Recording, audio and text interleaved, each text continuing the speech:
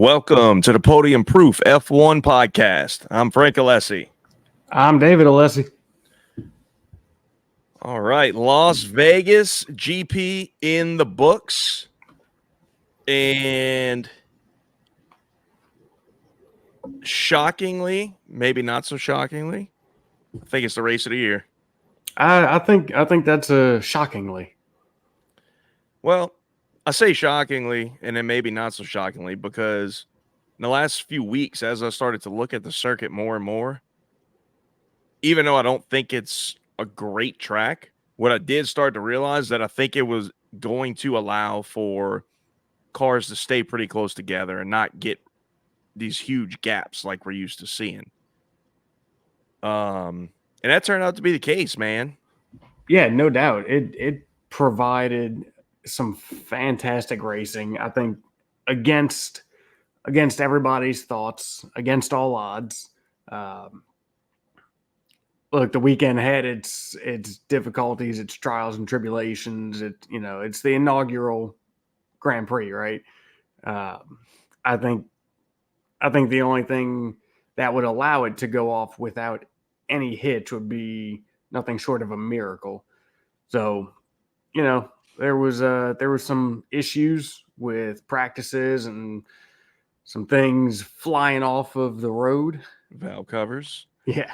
But yeah, man, awesome actual race. Yeah, man, it was, I mean, really from start to finish. Yeah. It was there was constant action. There was not, and Max kind of alluded to this in the post-race press conference, is that, and this, I think this played a huge part in it, is that they didn't really have to manage the tires. Nope. They were able to push a lot. Yes. And like we've been saying, this is what happens when you're able to do that, when the tires aren't such a big deal. Yeah. And, I mean, dude, I think, well, I'd like to hope. I don't think it'll be the case, but I'd like to hope that the powers that be saw what great racing there was when the tires were not your first and foremost concern. When such crazy deg wasn't an issue. Look what we got. And those were the three softest compounds. Yeah. Mm-hmm. So give us some freaking tires that can do that in every other race that's not, 40 degrees outside and at night. Give us tires that can do that when it's 100 degrees out in the desert. Right. So, all right. Look, before we get too deep into this, real quick, man, real quick. If you have a track or two where you have deg issues because it's crazy hot and you're in the desert or whatever, that's one thing, right? But let that be the outlier. Yes. Not the 2 races a year where deg doesn't really come into play. Mm-hmm. And, and this is what you get every time. Agreed. All right. Well, let's before we get too deep and get too far into this, let's talk about what we're drinking. What you got? I'm going with my actual most favorite bottle of whiskey, a Midwinter Night's Dram. Because why not? I absolutely love this bottle. This is a High West product. It's a blend of rye whiskeys. It is right at 100 proof. 98.6. It's amazing. It's like Christmas in a bottle. I'm surprised to see you breaking that one out just yet. Well, I typically don't drink it, but around the holidays. and we're almost there. Close enough for me. And I let Dad try it the other day, Oh, did you? and I had a sip, and I was like, "Yeah, I'm drinking this one this week." What did he think of it? Oh, he thought it was awesome. I mean, how could you not? Agreed. Give us a hefty little pour of that one.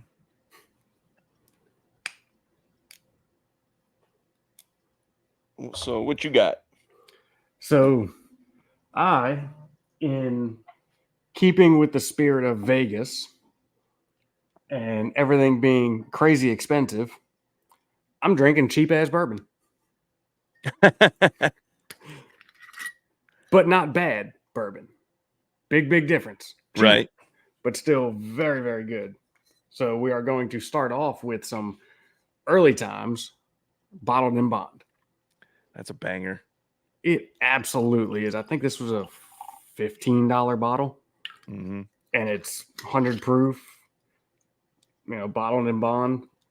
Uh, dude, if I could get this around here, that would absolutely be just the daily drinker.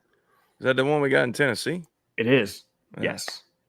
And then so after that, we will follow it up with another very cheap but very good, some very old Barton, which I believe that bottle is, and that's a 1.75 liter. I think that bottle's like $23 for that 175. I'll tell you my go-to cheap bottle. Hang on, let me see if I can tell you which one it's going to be. You can't see it. It's right there in the back. It's the Evan Williams white label. That would be it. Yep. I almost brought that one down for this. Yes, absolutely. Yep, that's the one. Mm-hmm. It is. And that one I can actually get. I think you can get that one, everywhere. Yeah, those are hard to beat, dude. The very old Barton, at least that big bottle, isn't very easy to come by. Not around here anyway. I don't know if I can get that one or not. I don't know if even the 750 bottle is just anywhere and everywhere around here. But that Evan Williams bottle in bond is the white label. So and that one's a $15. Yeah. Last week, before we had the power go out, right as we were about to hit record, I was going to drink. We were going to do our Vegas preview, and I was going to drink High West. Anyway, I had it all ready to roll. I don't know if you remember seeing it lined up. No, I didn't recall seeing it sitting there. Because that is the closest distillery to Vegas something that I own. So then I decided, well, I'll stick with it, but I'll bring out the big gun. Yeah. Well, hell, in that case, I should be drinking freaking Smoke Wagon. They're in Vegas.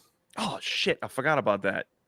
Yeah, you've got some Smoke I Wagon. got all kind of Smoke Wagon. I completely fucking forgot about that. Yeah.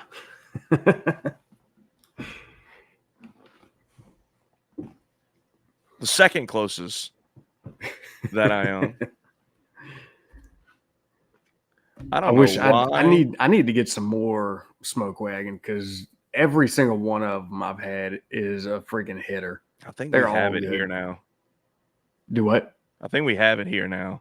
We've got quite a few of them here now. In the last year, we've been pretty lucky. Bardstown and Smoke Wagon have become available here. Yeah, so we've gotten Bardstown available. Well, we used to have just the Fusion.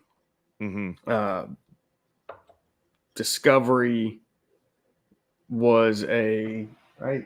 Am I saying that right? Yeah. Discovery was a special order. And then now we've got some of the special bottles, they're special releases. We've got some of those. And then we've picked up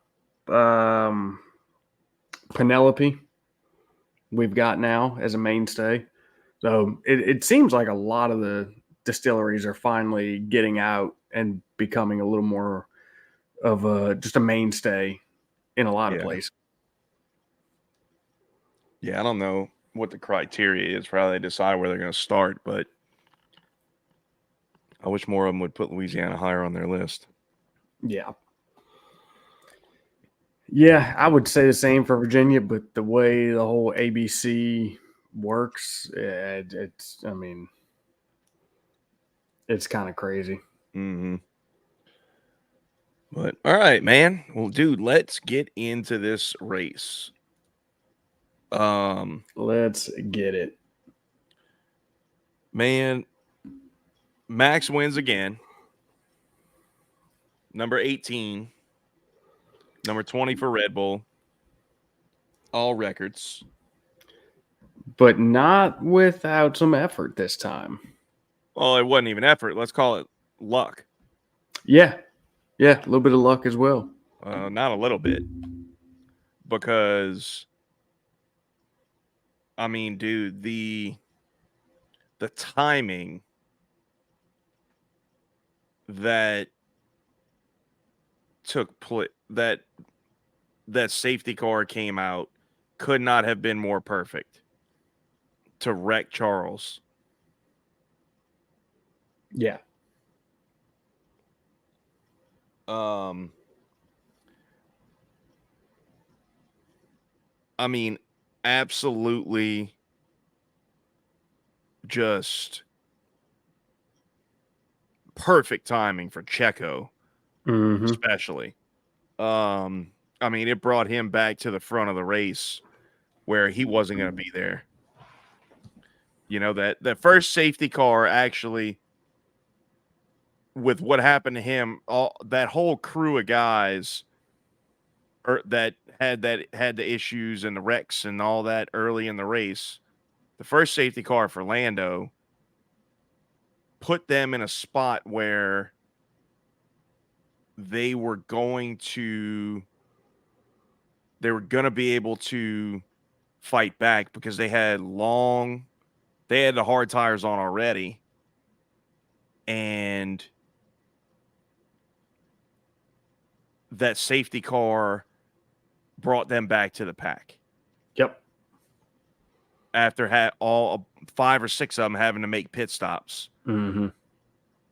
because of punctures or noses or Yeah. whatever. Um, they threw a VSC and everybody just dashed for the ones that weren't going in already. Mm-hmm. So, I mean and then Lando hits the wall, pretty spectacular crash. And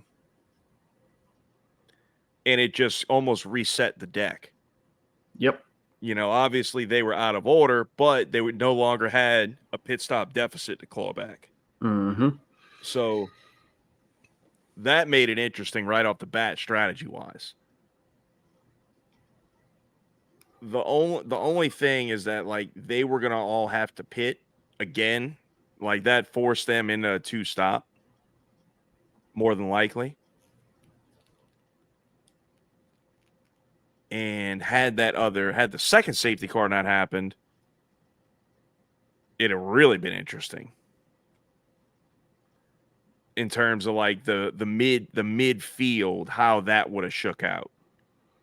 That would have ended wildly different. Yeah. Now, Checo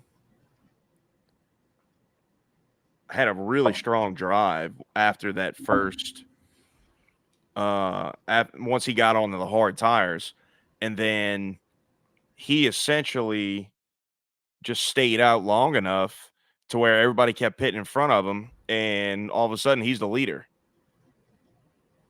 But man, he just couldn't pull it off. I think he had a golden opportunity to take that one after the way everything shook out. I don't think there was a. I mean, yes, he had the golden opportunity, uh, but I don't think with Charles and Max behind him, I don't think there was ever really a chance that he was taking that win. Well, the thing is, he missed his opportunity because once he passed Charles, he cleared Charles DRS, Mm-hmm. but he didn't keep going. You know, he got it to over a second gap. And that was the thing that was like, okay, you know, if he can get clear of Charles DRS with his tire advantage that he has, he should be able to walk away from him, and he just couldn't do it. You know, so I don't know if the sitting so close behind Leclerc for so many laps that it took him to pass. I think it took 6 or 7 laps. Something like that. Yeah. Maybe took enough out of the tires where he couldn't do it because and look, something else. Not only did he had a rough qualifying again, he made a poor setup decision. You know, he went with a bigger wing, more downforce. Yep. How I don't know why that was even allowed, like why the team even okayed that. Yeah. I don't really know on that one. You know, I mean, it was you had a fairly long straight, then you had a 2-kilometer straight. I mean, it's not, it didn't seem like a smart decision. Mm-hmm. I really don't Yep. know. I don't know what he was thinking, but that, from what everybody said, that was on him. Yeah. I'm sure it was. So I mean that's a very poor decision. Yeah. Yeah. Not. I don't really see what most of the time I can and kind of at least see the thought process of why they thought that, this or that might have been the answer. I don't see that one. I can't figure that one out. And it clearly didn't work. No, I mean he, man, I don't know. I don't know. He don't have it this year, dude. Mm-mm. He's just off. I don't know what it is. It seems like it's getting, you know, I mean, let's be real. Where does he finish if it's not for that second safety car? I mean, it was a massive stroke of luck. Yeah. I mean, he's what he would probably get to. Maybe he's still on the podium, but he's not close to. I think Maybe he finishes the same maybe spot. It just podium. doesn't look the same. Yeah, I think maybe podium, but I think it's probably more like fifth ish Yeah, is probably where it would have been. yeah, somewhere around there. Yeah. Um, we witnessed something else, another first. Um, Somebody actually passed Max for the lead of a race on merit. Yep. Yep. First time all year. Yeah. And if that wasn't the first time all year, it's just been so damn long that it sure seems like it's No, I first think it time all year. was. I think it was. I think you're right, but on the off chance that it wasn't, just shows you how long it's been since it's happened. Yeah. You know. Yeah. And I'm sure I, I I haven't really looked around to see if this is a topic anywhere on any of the groups, but I'm sure that it's filled with, oh, he was pitting that lap, so he wasn't going to fight him. He just let him by. Have you met Max Verstappen? Right. That's not It, happening. if anything, he would have absolutely fought him, and because he would have wanted to delay Charles Yeah. getting down the road on him, and two, at that point, if he knew he was pitting, he wouldn't give a shit about those tires. Oh no. No, if there's anything left on him, There was nothing he could do feel about free it. to burn them down on that Right. lap. There was nothing he could do about it. Yeah. I mean, Charles passed him before the braking zone. Yeah. Mm-hmm. But as Max does, man, he just, man, you give him. It seemed like he just had a clunky race, and then the stars align, and all of a sudden, he's got fresh tires and he's sitting in 5th place. And you just have that feeling like he's gonna hunt people, he's gonna hunt them down. Mm-hmm. Oh, for sure. Now, had Leclerc not got screwed with the offset, with the tire offset, which we'll get into more of his whole tire, I guess, evolution Mm-hmm. of how it looked and how it wound up when we get to them. But had they been on even tires, I don't think he'd have ran Charles down with the pace that he had. I don't think so. Because he'd have left Checo. Yes. And he'd have been out. He'd have walked Checo. Mm-hmm. So I mean,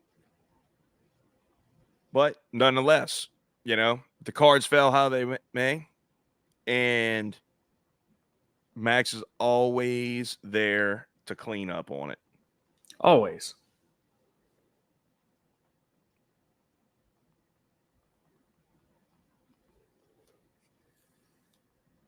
So I mean, I don't look. This was probably Red Bull's toughest win of the year. By far, I think you could say that. Yeah. And I think it was the first time all year, if you take out Singapore, because that was a track that they had significant issues. I think this was the first time where we saw the Red Bull being all its might and somebody else be able to sit on that level and actually, I mean, honestly, be better than them. I mean, Mm-hmm. Charles was on it all weekend. And, for half the race, he was going to cruise to a win.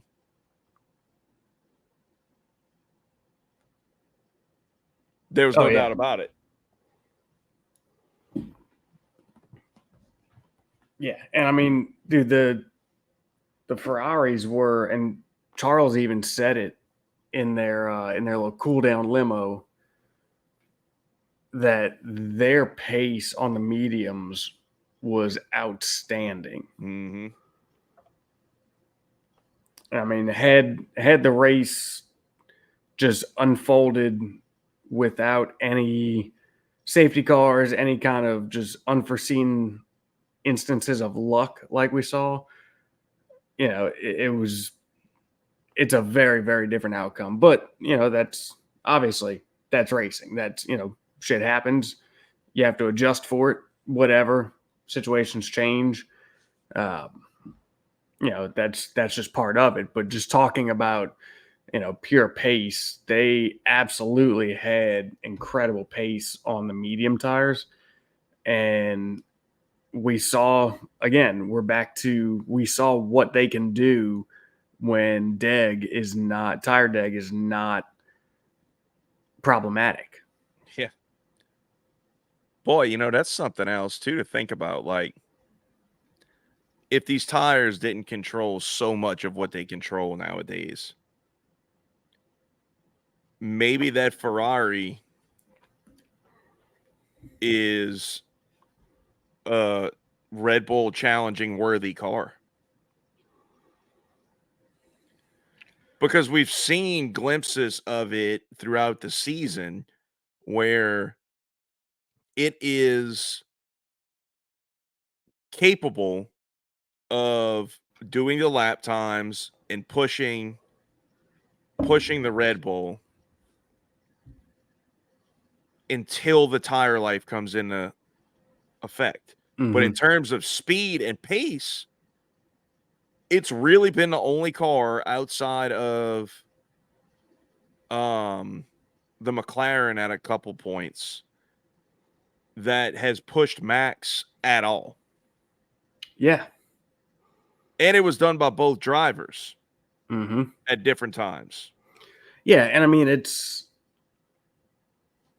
it really all comes down to those tires. I mean, the way they have to set up the car to try to minimize their tire deg as best as possible leads to a loss of pace, right? So when the tire deg, on the rare occasion that tire deg wasn't as much of an issue, this is what we get, and this Mhm. is where you see that, yeah, that car absolutely has Red Bull challenging potential if the tires aren't the sole determination of who's got what for pace.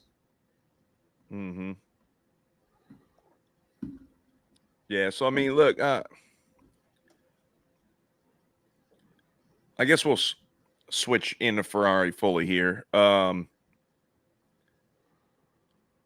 That's why I've kind of maintained throughout the year that I still think they are the closest to being able to mount a challenge to Red Bull throughout a season.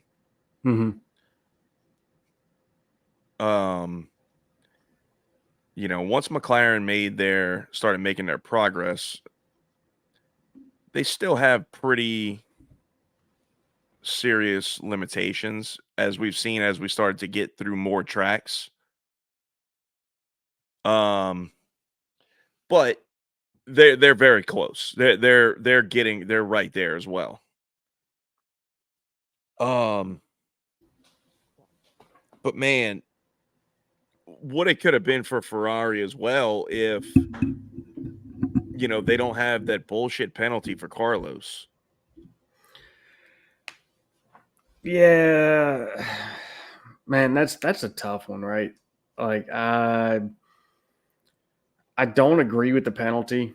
However, for once, I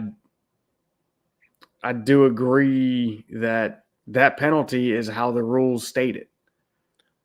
You know, so as much as I think it's, and this is hard to say, right? Because we specifically all season the last couple years have said we just want consistency and just follow what the rules say.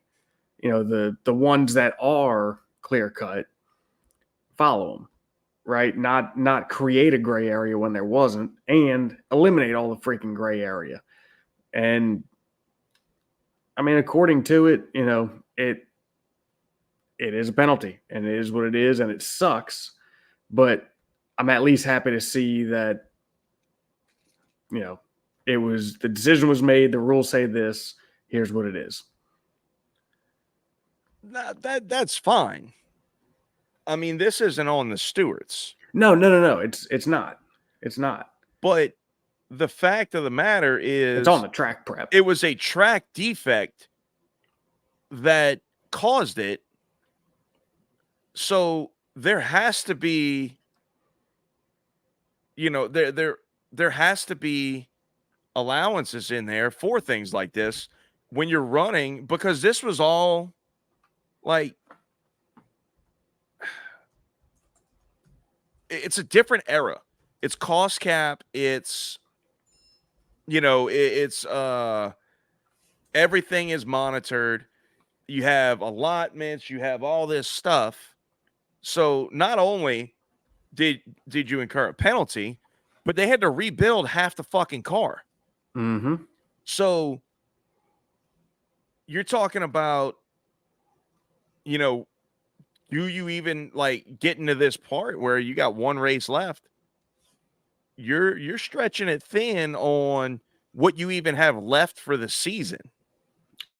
Yeah. Oh, I agree completely.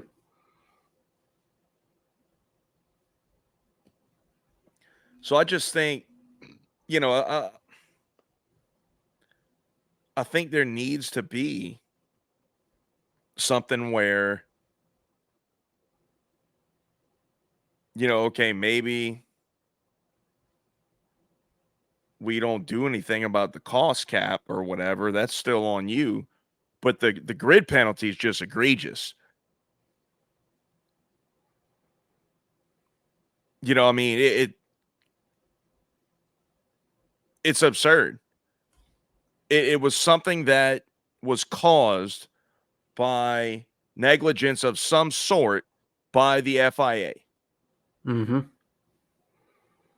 So you're going to penalize a driver and a team that not only does it affect this race, but as close as it is to the end right now, and as close of a battle as they're in with Mercedes, could potentially cost them millions and millions of more dollars on top of what they already had to spend to repair their car.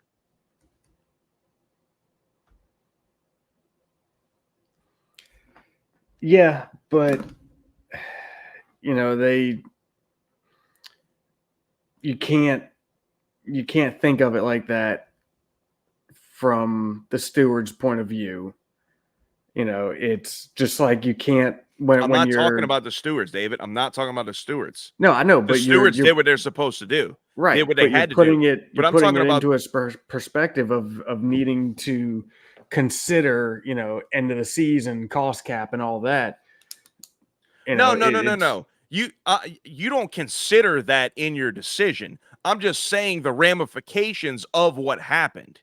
Okay, all right. I mean, you potentially cost Ferrari an additional $20 million.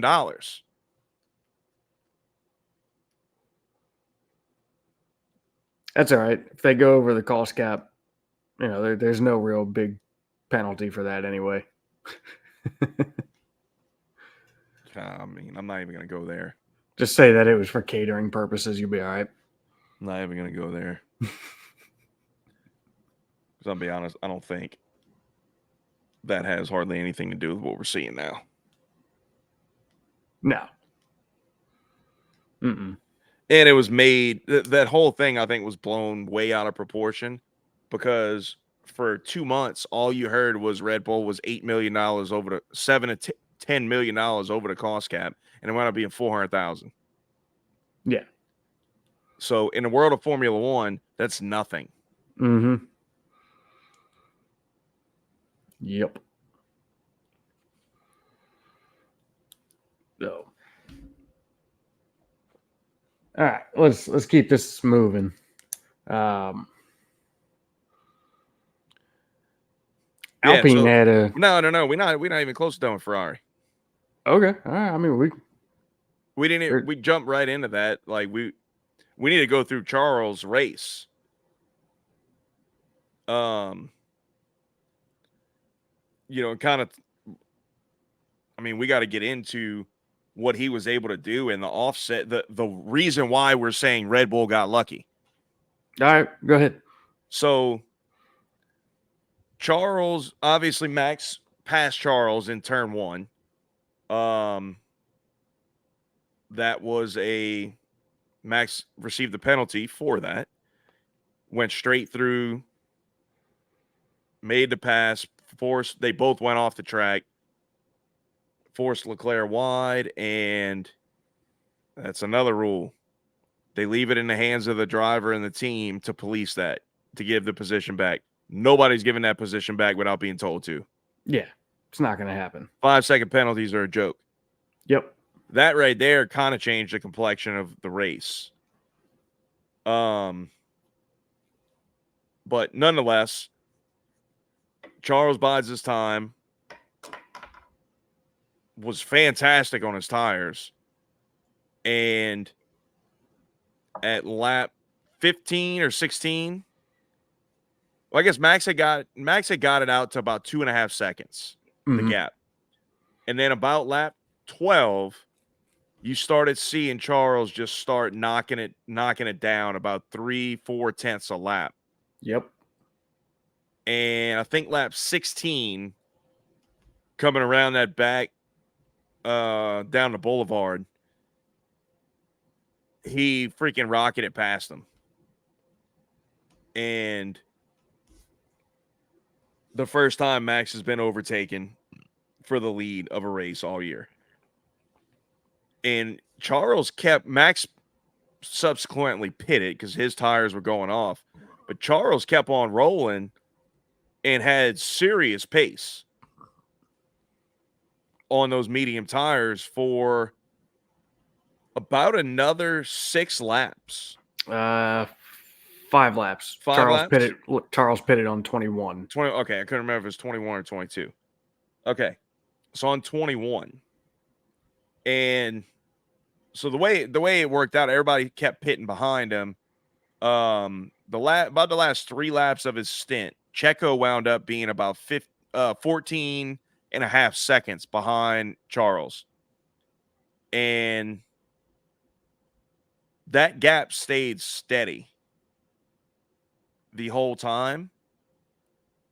And Max wasn't gaining any ground because he was in all kinds of traffic.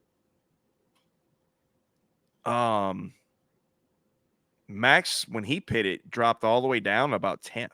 10th or 11th when he came out. Which is crazy, just for a showing of, how close everybody was. Normally, even at that first pit stop, Max drops back to what, like 4th? Yeah, I mean, somewhere 4th to 6th at the worst. Yeah. I mean, but yeah, I mean, look, when by comparison, what Charles was able to do, extend a little bit, and more people pit it in that time frame. Once on lap 21, you started to see Checo close that gap a little bit, and they pitted him immediately. And again, great play by Ferrari. They were on the ball with the strategy this weekend. They pitted him. He comes out in 3rd, right behind Stroll, I believe. Yeah. I don't remember exactly who it was. I believe it was Stroll. And he brought his tires in nicely. Like, you just saw him. He came right in front of Sainz. And you saw him just kind of match the pace, right? Of Sainz behind him and Stroll in front of him. He was about 2 seconds behind Stroll, and he just sat there. He just matched the pace for about 4 laps, and then kicked it on. And he was gone. He passed Stroll, and the lap after he passed Stroll was when the safety car came out. And yeah, that's when it all changed. On what, 26? Yeah. And that's when it all changed, because Charles went from having a massive advantage to, Max was in a position where he could pit. Checo obviously pitted because he was still ahead at the time from the offset stint before. And I mean, just Checo came out in second place, Mm-hmm. right behind Charles because of the short pit stop with brand new tires. And then Max, I believe, was in fifth when he came out. Yeah. But there was 3 cars between him and Checo. 2 of them had to pit again. Piastri and Ocon, I believe. I know one of them was Piastri. Maybe it was Gasly. But they had to pit again. So they were gonna fall out no matter what. Mm-hmm. But man, I mean, poor Charles, dude. Because he was 100% about to just literally cruise to that win. Yeah, I mean they had played that one right. They had a tire advantage. They had the pace. You know, it was looking good, but I don't want to say that's Charles's luck. It's more so just that's racing, but it seems to also be just Charles's luck. Mm-hmm. This year for sure. Yeah, yeah, no doubt. But he went down swinging. I mean, I say went down. He went down because he didn't get the win, but swinging all the way to the last lap. Holy Last smokes! lap, And dude, I mean, move on Checo. throughout the course of that last stint, I mean, Checo passed him. Checo got by him. Then Charles caught him back up and passed him again Mm-hmm. for the lead. Then Yep. Max passed Then Max Checo. got Checo. Max got Charles. Checo got Charles again. Charles had locked up Yep. in a 14 or 12, 12, 14, one of one of those. those. And Checo was able to swing underneath him. And dude, the last lap, you could kind of see it coming the last few. And I don't know if it was strategic or not, if that's what he's planning on doing. But if you remember, both times they were coming down that long straight, they had yellow flags. The last like the third to last and the second to last lap, because cars were retiring in that they were going straight through the runoff and they pulled around the back gate. So they had yellow flags on there on both of those. No, huh? Yeah, because one, as they showed, I forget which one it was. One of them was a Haas. The other one, I think maybe it was I don't remember if it was AlphaTauri, Alfa Romeo. Oh, They you know what? they Yeah. showed him coming Yeah. into Yeah. the thing, and you saw Charles and Checo in the background coming down That's the right. straight. And it would have blinked yellow for a brief bit. Yeah. Yeah, because I mean, you saw it pop up on a timing screen.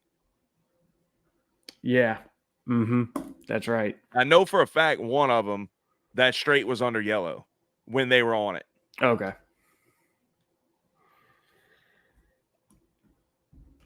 Which, I don't think if Charles had tried to make a move on one of those laps, I don't think the result would have been the same anyway. Unless he was able to just gap Checo out of DRS that quickly. Um, I think sitting back to that last lap was the best possible move.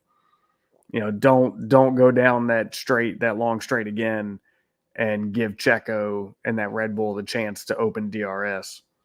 Yeah, but like it looked like Checo. Honestly, I thinking about it like that, I I think whenever he passed him, he'd have been fine because I mean, the only reason Checo was in his DRS the whole time before that, the only reason Checo got him was because he locked up. Mm-hmm. He sat after Charles repassed him the first time. Checo sat behind him the whole time and couldn't do anything about it. I think Charles' tires got to a point where he was actually in a better position.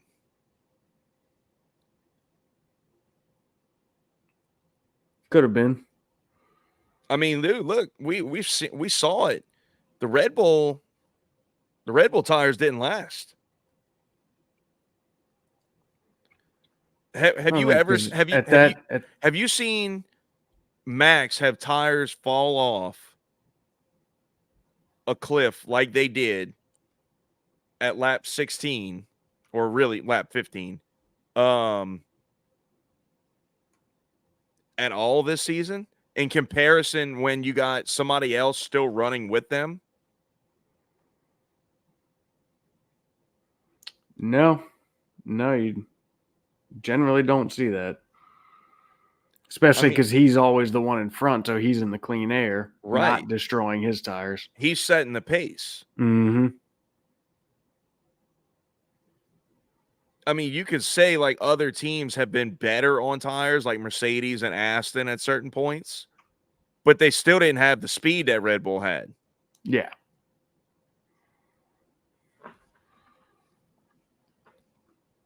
So I mean, it could have been getting to that point where Charles' tires were, even though they were older,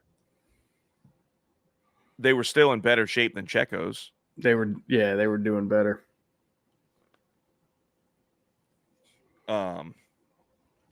Right. I guess we can move it down the line now. All right. Outstanding race, Charles. Yep. Driver of the day, I believe.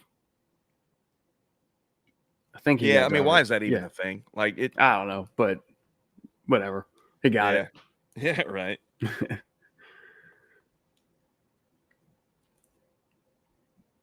Was this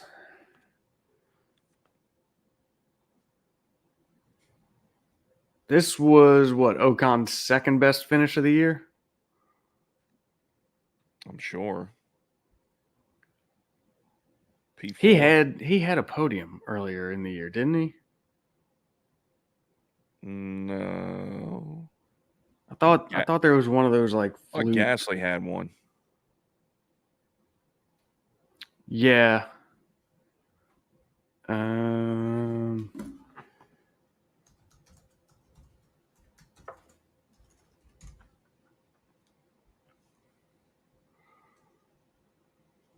Did he?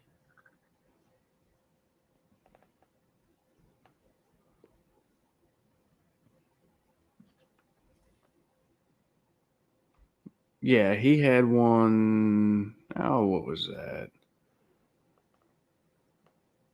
Oh, damn it. Yeah, go away. Let's see. What freaking race was this? I don't know. It's Monaco. Okay. Yeah. Okay. But it anyway, was one of his best finishes of the year. And I mean, really,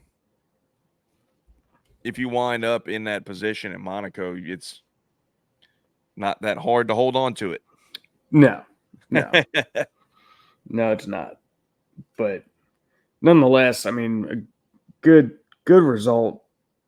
Kind of just him. A quiet day. Yeah. Except for when he decided to disobey team orders and go head to head with some wild moves on his teammate. Was that, man? It's hard to say. I don't think that he actually disobeyed team orders because the radio transmissions are not they're not in time. No, it was late. That was told to him much earlier before he initiated it. I thought it was told to them after he had passed, and like No, Pierre was it still right came out. there. It came out in the midst of their battle. So that was told to him before he initiated the first pass. And then Pierre passed him back, and then he got DRS and passed him again.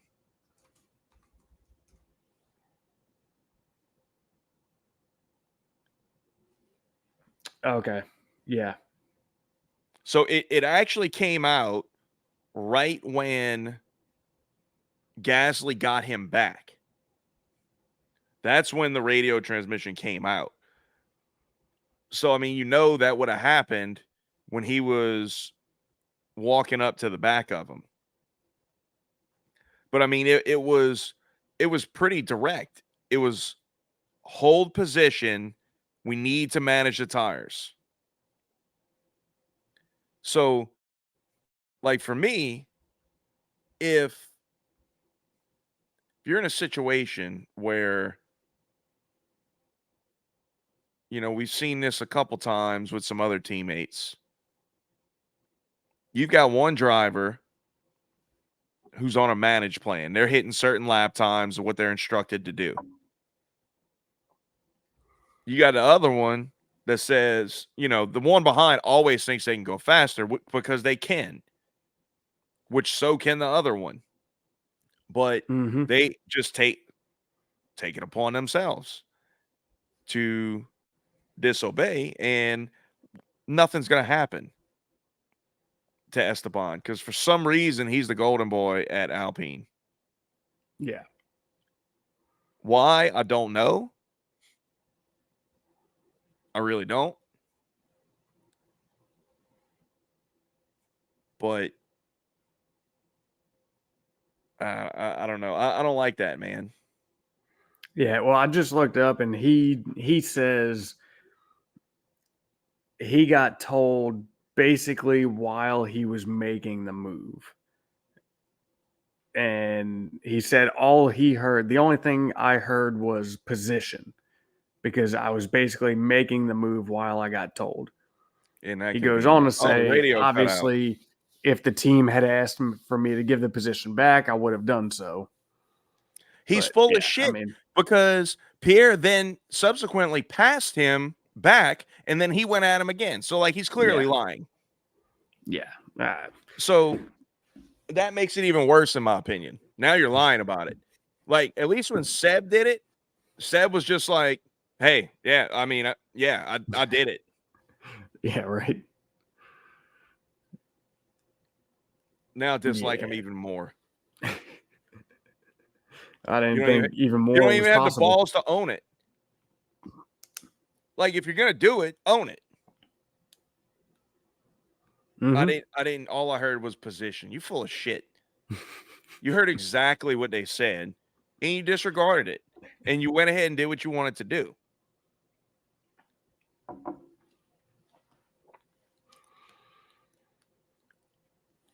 And clearly, just kind of goes to show more of what's going on inside the walls at Alpine, because clearly the drivers don't really listen, or at least he doesn't. Not And drivers. Do you well, remember Suzuka? yeah, What Pierre did? yeah, Pierre listened to team orders. As yeah. shitty as that was, Mm-hmm.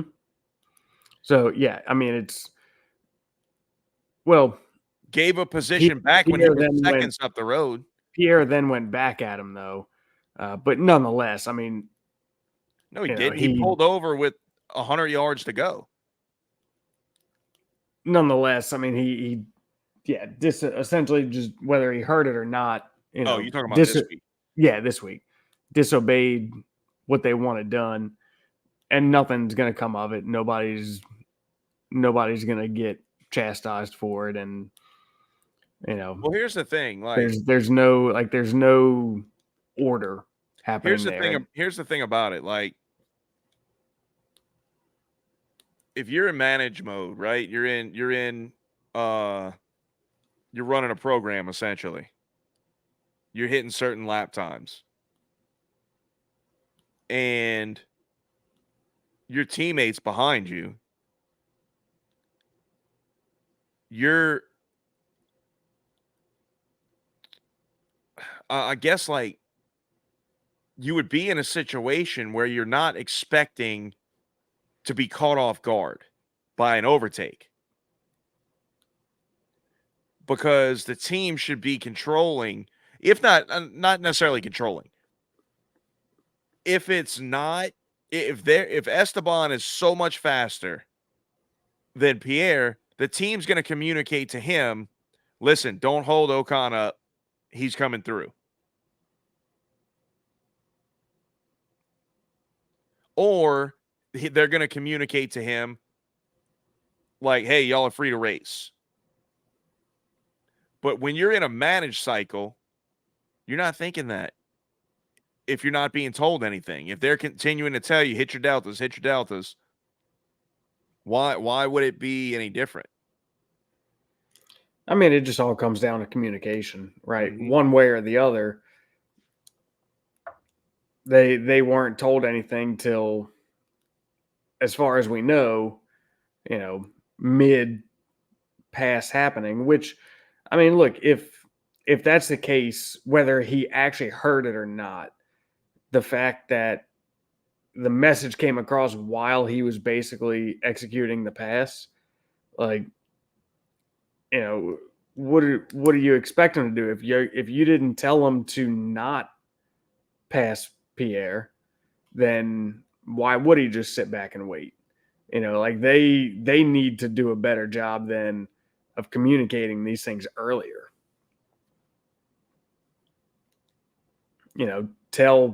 Tell Pierre, hey, Gasly's behind you. We're gonna hold station for now. Tell tell Ocon, hey, Pierre's in manage mode, whatever. We're gonna hold station, and that's it. But say it freaking early. I'd like to go back. I haven't done it, but I'd like to go back and listen to the dialogue that went back and forth between and leading up to that. That'd be interesting. Yeah. Yeah, it would. Either way, he had a decent race. Good for him.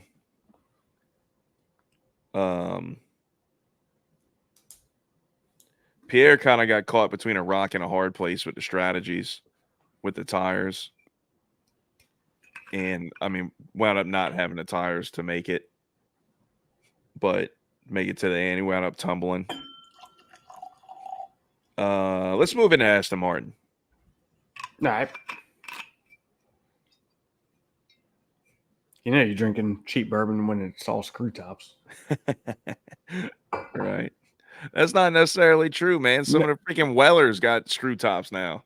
Yeah. Oh, and regular makers went to screw top. Yeah, my Weller 12, I think, has a screw top. Does it really? Yeah. Huh. My foolproof's a cork. The special reserve is a screw top, but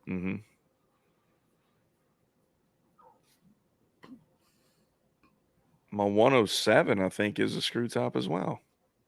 I have to check. I know 2 of my 3 are screw tops. Okay. Interesting.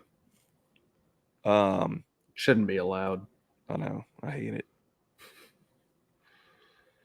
Like bourbon has to be aged in new charred white oak barrels. Bourbon has to be 4 years old. All these rules, right? The other one should be it has to be a cork or a synthetic cork. Even if it's synthetic. Yeah. Don't care. Synthetic's fine. Yeah. But yeah, it shall not be screw top. Should be one of the rules. If you charge over $20 for it. But Aston Martin, Lance Stroll, man, had him a good couple races. Yeah. Yeah, he did. So he's another one, man. Kind of just quietly had pace all weekend. Um, one thing I noticed, maybe some insight into Aston's fall off. Once these temperatures have, like last week in Brazil, the race was cool. It was Hmm. cooler. Cooler, yeah. Um, obviously this week in Vegas was cool. And all of a sudden, the Aston springs right back to life. Where in the beginning of the season, I have to go back and look at the actual temperatures, but I imagine early in the season you had cooler temperatures.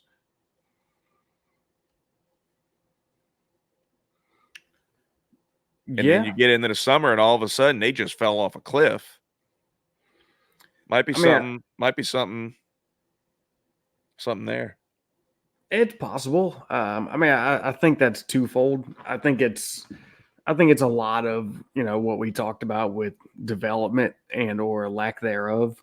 Mhm. Um, but that may have some merit to it. That thought,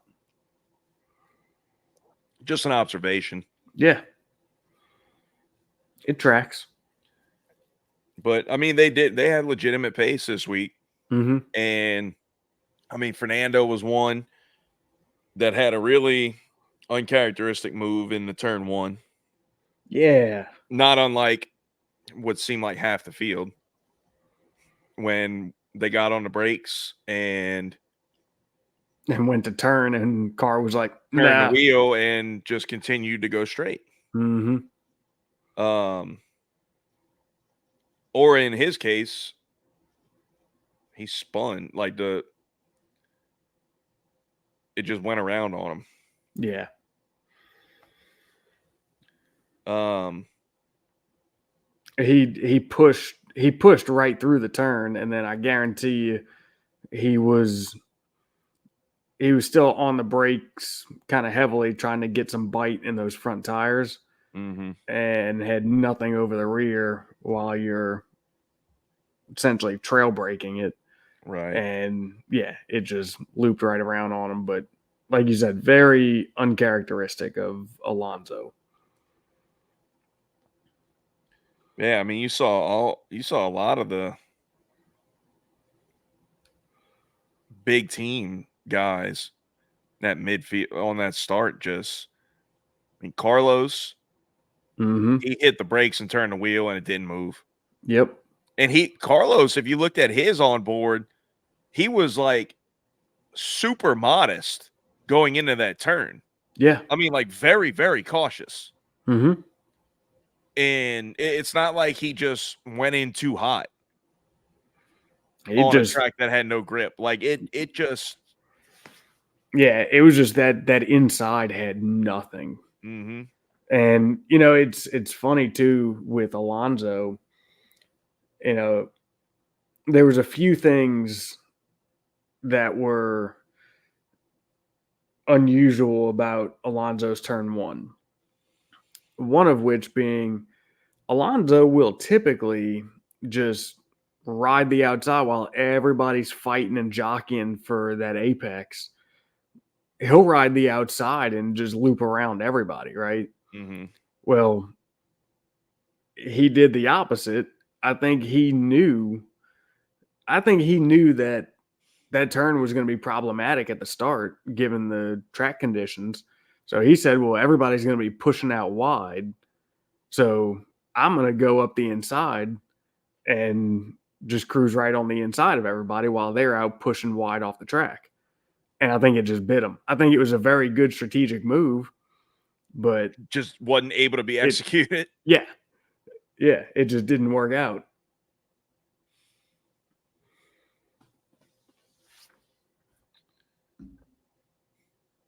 Yeah, Yeah, I I mean, mean, and then where did he get back to? He ended up he getting was back up P9. to ninth. Still got some points. Interesting. They are dead tied with McLaren in the constructors now. No, huh? Yeah. No. Carlos and Alonso are dead tied in Oh, driving. is that? Oh, Yeah, yeah. You're right. they That's are right. what 11 points back from McLaren and Yeah. constructors. Yeah. That's correct. They're both at 200. Yeah. Carlos and Fernando. That's Yep. right.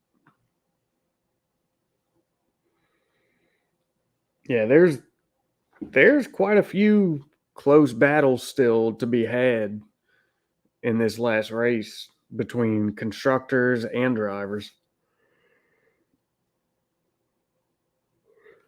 But we'll get a little more into that later. Yeah. So yeah, I mean, overall a decent weekend for Aston. Obviously hampered a little bit by Alonso's mishap in turn one, but pace wise, performance wise, a decent weekend for them. Mm-hmm.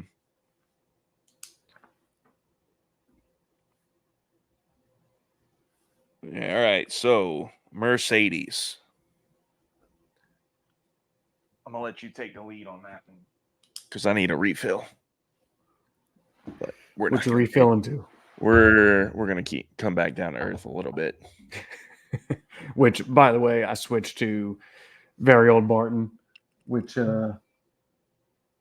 a measly 86 proof, but yeah, for the price, it's good.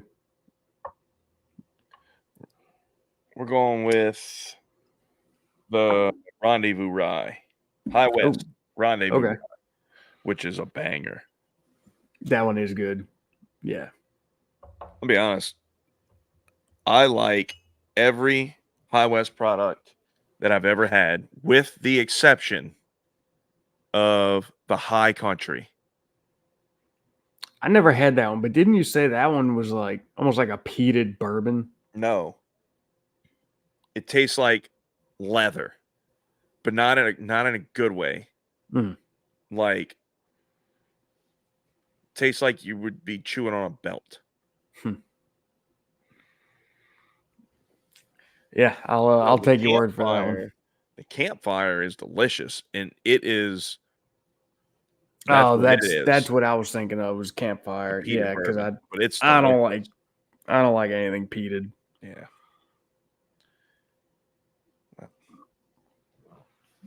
You'll So get there. I don't know about that. If you really wanna try it, and I think a good way to get a start in peated bourbon, I mean, in peated bourbon, in peated scotch. For one, don't cheap out. Get a good Lagavulin or Ardbeg.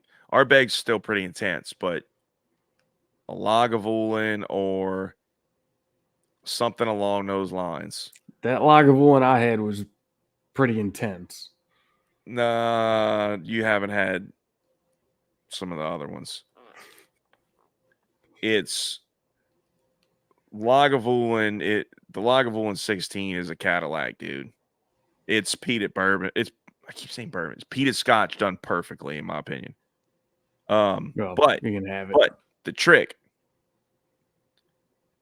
drink it with a nice steak,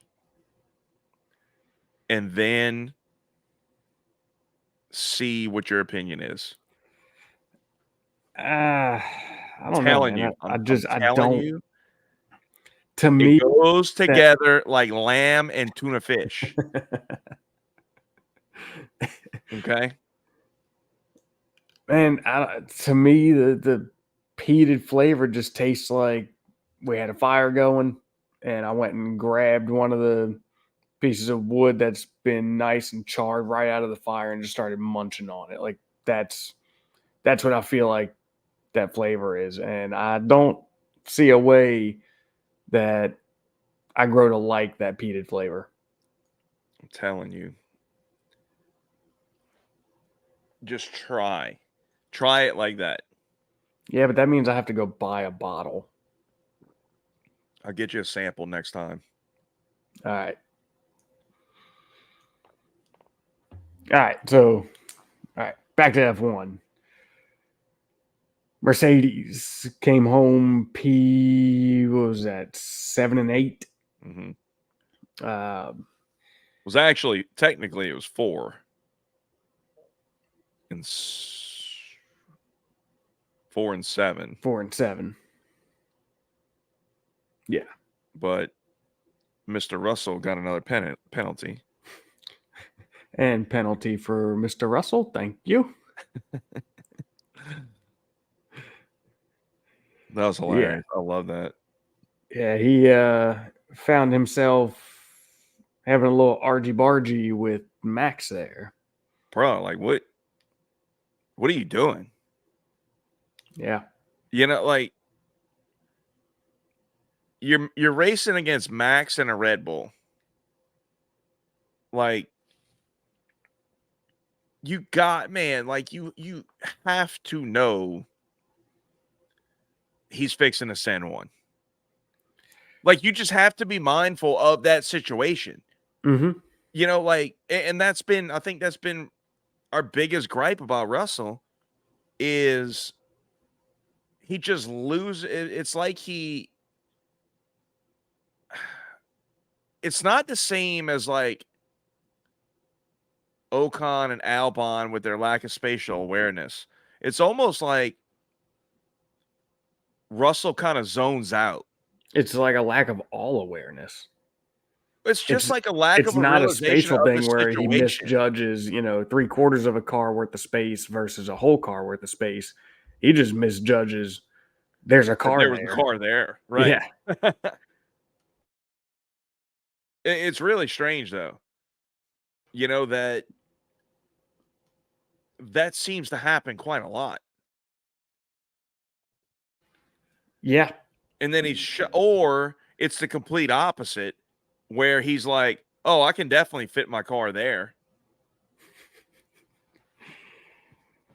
Yeah, dude, I don't know. I don't know if like he just goes into this, tunnel vision or what, but Jesus, man, that really shouldn't be a thing we're talking about when we're talking about the best drivers in the world, Mhm. you know? Cuz dude, it sure looked like he just didn't even realize Max was there. You know? Like, how do you He not? said it was in his blind spot. No, he wasn't. He was next to you, bro. Yeah. Next to you. I mean, I feel like Did you if not see you him up your gearbox prior to him pulling out and being in your blind spot for, yes, a split second? but I feel like if you even looked as you went to turn in, and let's say because like in an F1 car, you have to turn your head to look in your mirror. It's clear as day when they do it. You can see them do it all the time. Mm-hmm. You having to turn your head that much, you would have been looking right at his car. Yeah. Whether it was to check the mirror or to make the corner. Or, I mean, dude, even the little amount that his head would have had to turn for him to pick up his next focal point That of apex, yeah, that's what I'm talking right? about. Like Yeah. clearly you would have had to look through the corner that you're about to turn into before you turn into it. And you would In have which seen, oh, case guess what? A you car. would have been like, "Oh, I can't see the corner because there's a Red Bull there." Fuck, Yeah. dude. Like, come on, George. Mm-hmm. Yep. Oh man. Yeah. It's definitely been a recurring thing. And then he just doesn't help himself with the nonsense that he says. Like, I saw some thing. Let me see if I saved it after the race. I'll quote him if I saved it. Uh, but after the race, he was like, "Oh yeah, here it is."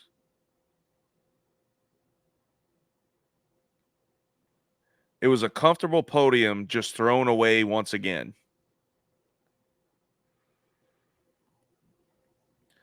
You threw it away. Yeah.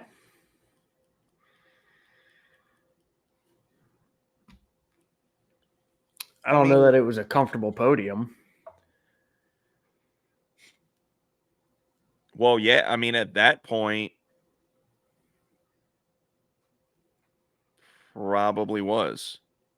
Because at that point, I mean, that's why the second safety car happened. Yeah. So, Yeah. Okay. Yeah. No. like, Checo would have fallen back. Yeah. Mm-hmm. I mean, he's probably right. Yeah. No, he is. He is. I wasn't Him thinking and about Max would have been that's fighting for 2 and 3. yeah. Mm-hmm. Clearly, Max would have beat him because, you know, Because Max. yeah, he was in the midst of passing him. Mm-hmm. But, yeah, I mean, man, you know what would have been really interesting too? Had that safety car not happened, would Max have been able to make it the rest of the way? Without another stop. Stopping on lap 16. Yeah. You know, clearly the Red Bull wasn't fantastic on tires this weekend. He probably So, could have made it. well, yeah, but but would like, he have let's had say would he he have hit the had wall any like he kind did of with the pace? mediums. Because, dude, when he hit that wall with the mediums, bro, it was, Mm-hmm. I mean, it was sharp. Yeah. So let's just say, okay, maybe add 10, 15 laps to that. But that's still not getting you to the end. Mm-hmm. Yeah. I mean, I don't I think we'd be having very different conversations about the pointy end of the field on this one. Mm-hmm.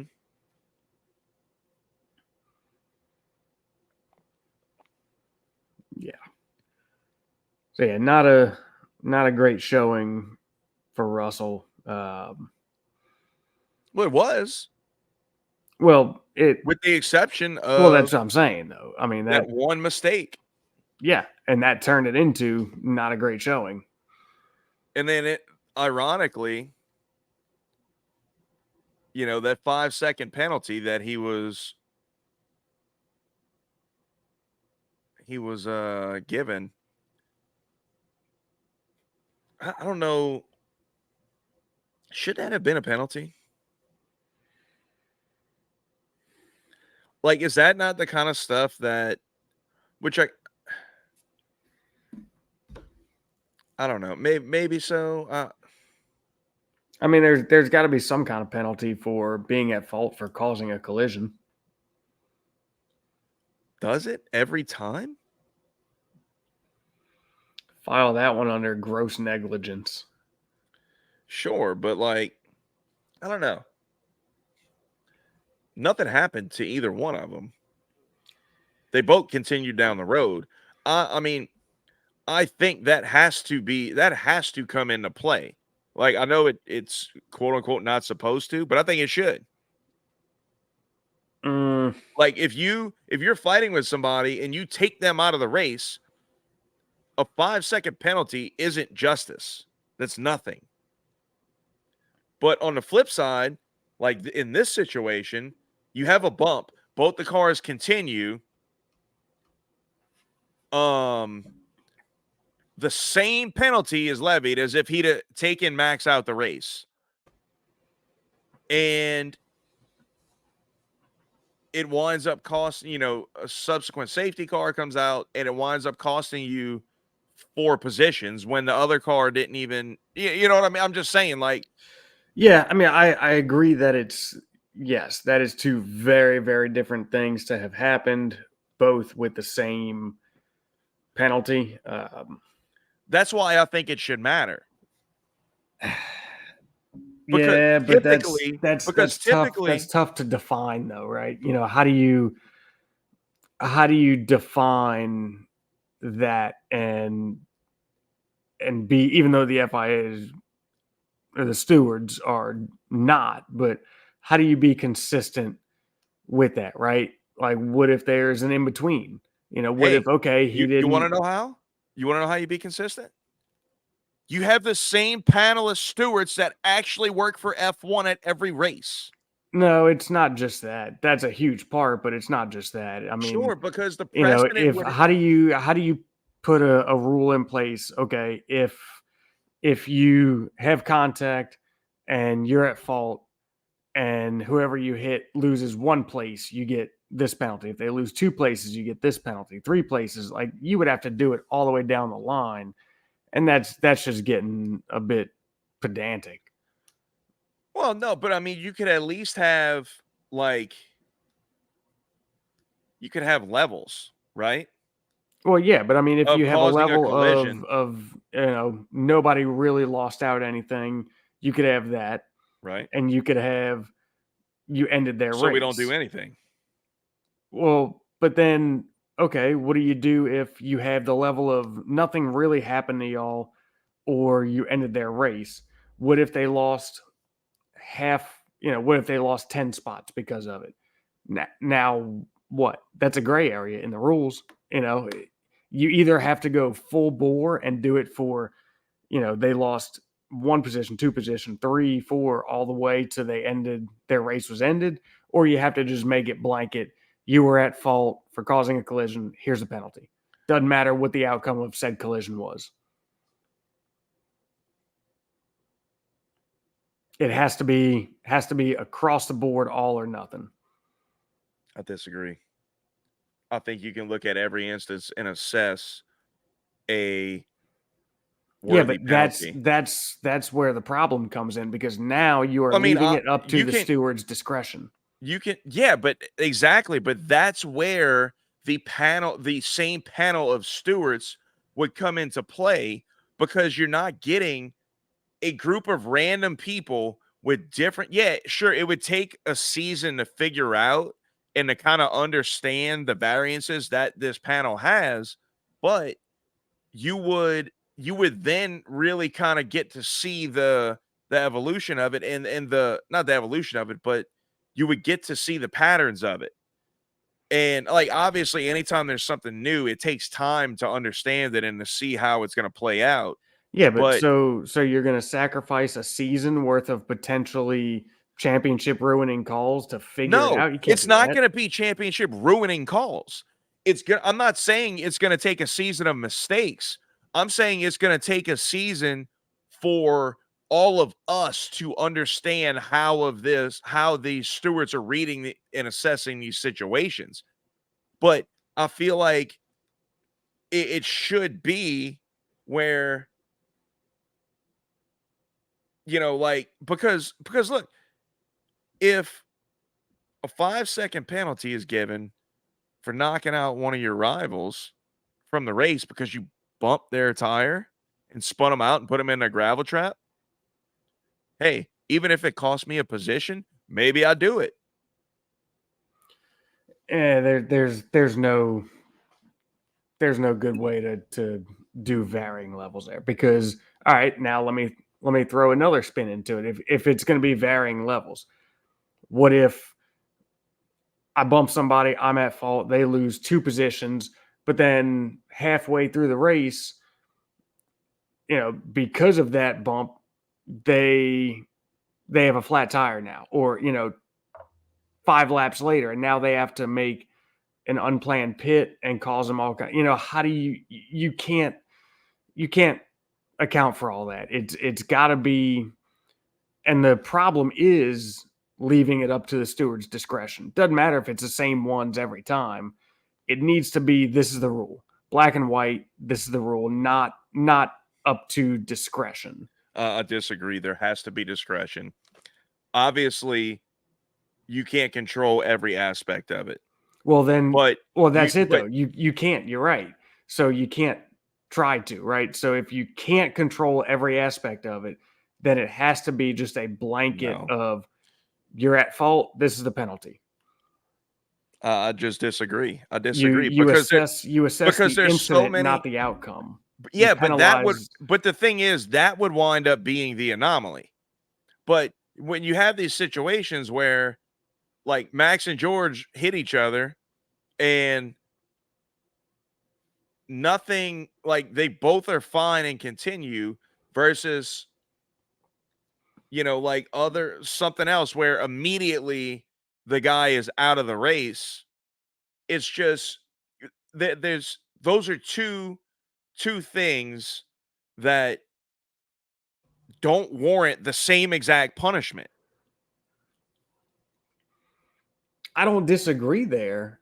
I just disagree that So I mean, there's like there's you not a have there's not a better way to enforce it, because so you look, can't here's the you thing. can't enforce. There would be It's 100 rules have to be put in place what for all these what's the different options. difference, David? What's the difference between something like that and literally any other sport where you have umpires or referees?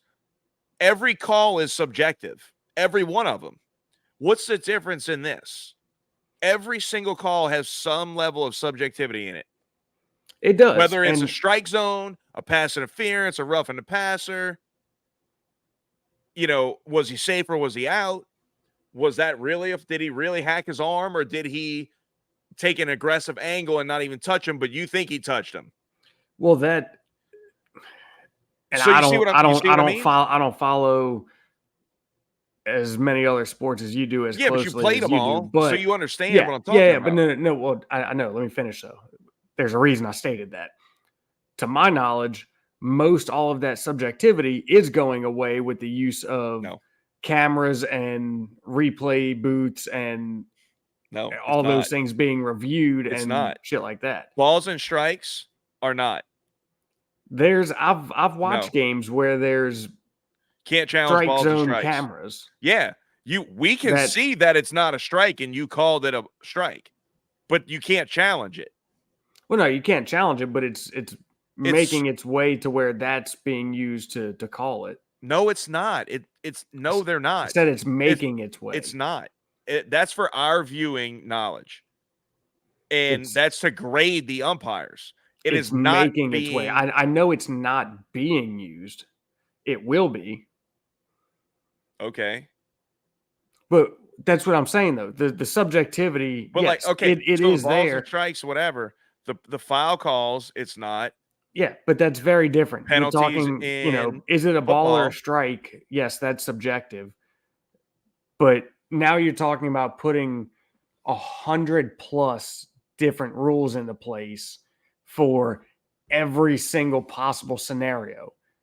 You in racing, you penalize the incident, not the outcome. And that's what it is. It's how it is. it doesn't have to be that way. But it is. It shouldn't be But it is. because it's very different. You All I'm you saying, can't all I'm saying is you're saying you can't have subjectivity in it, but why not when every other sport is nothing but it? If we're like, it's a sport, right? So there is a inevitability of human error that goes into it at any level, at any sport. You have calls that screw teams over and keep them out of the Super Bowl like they did the Saints in 2018. It sucks. Guess what? doesn't mean that subjectivity is right though. Doesn't mean that call is right. No, So, but I'm saying why that's the I mean the reasoning of subjectivity because every other sport uses it is not valid. yes, it is because I think it would get a better. I think you would get a better outcome more of the time than not of the time. I think you would get a more uh fair outcome the majority of the time. Look, I mean, I don't disagree that a a level of different penalties would be essentially better for said reasons. Yes. I'm disagreeing with the fact that it's just not feasible, it's just not plausible. And the fact of the matter is you penalize the incident, not the outcome.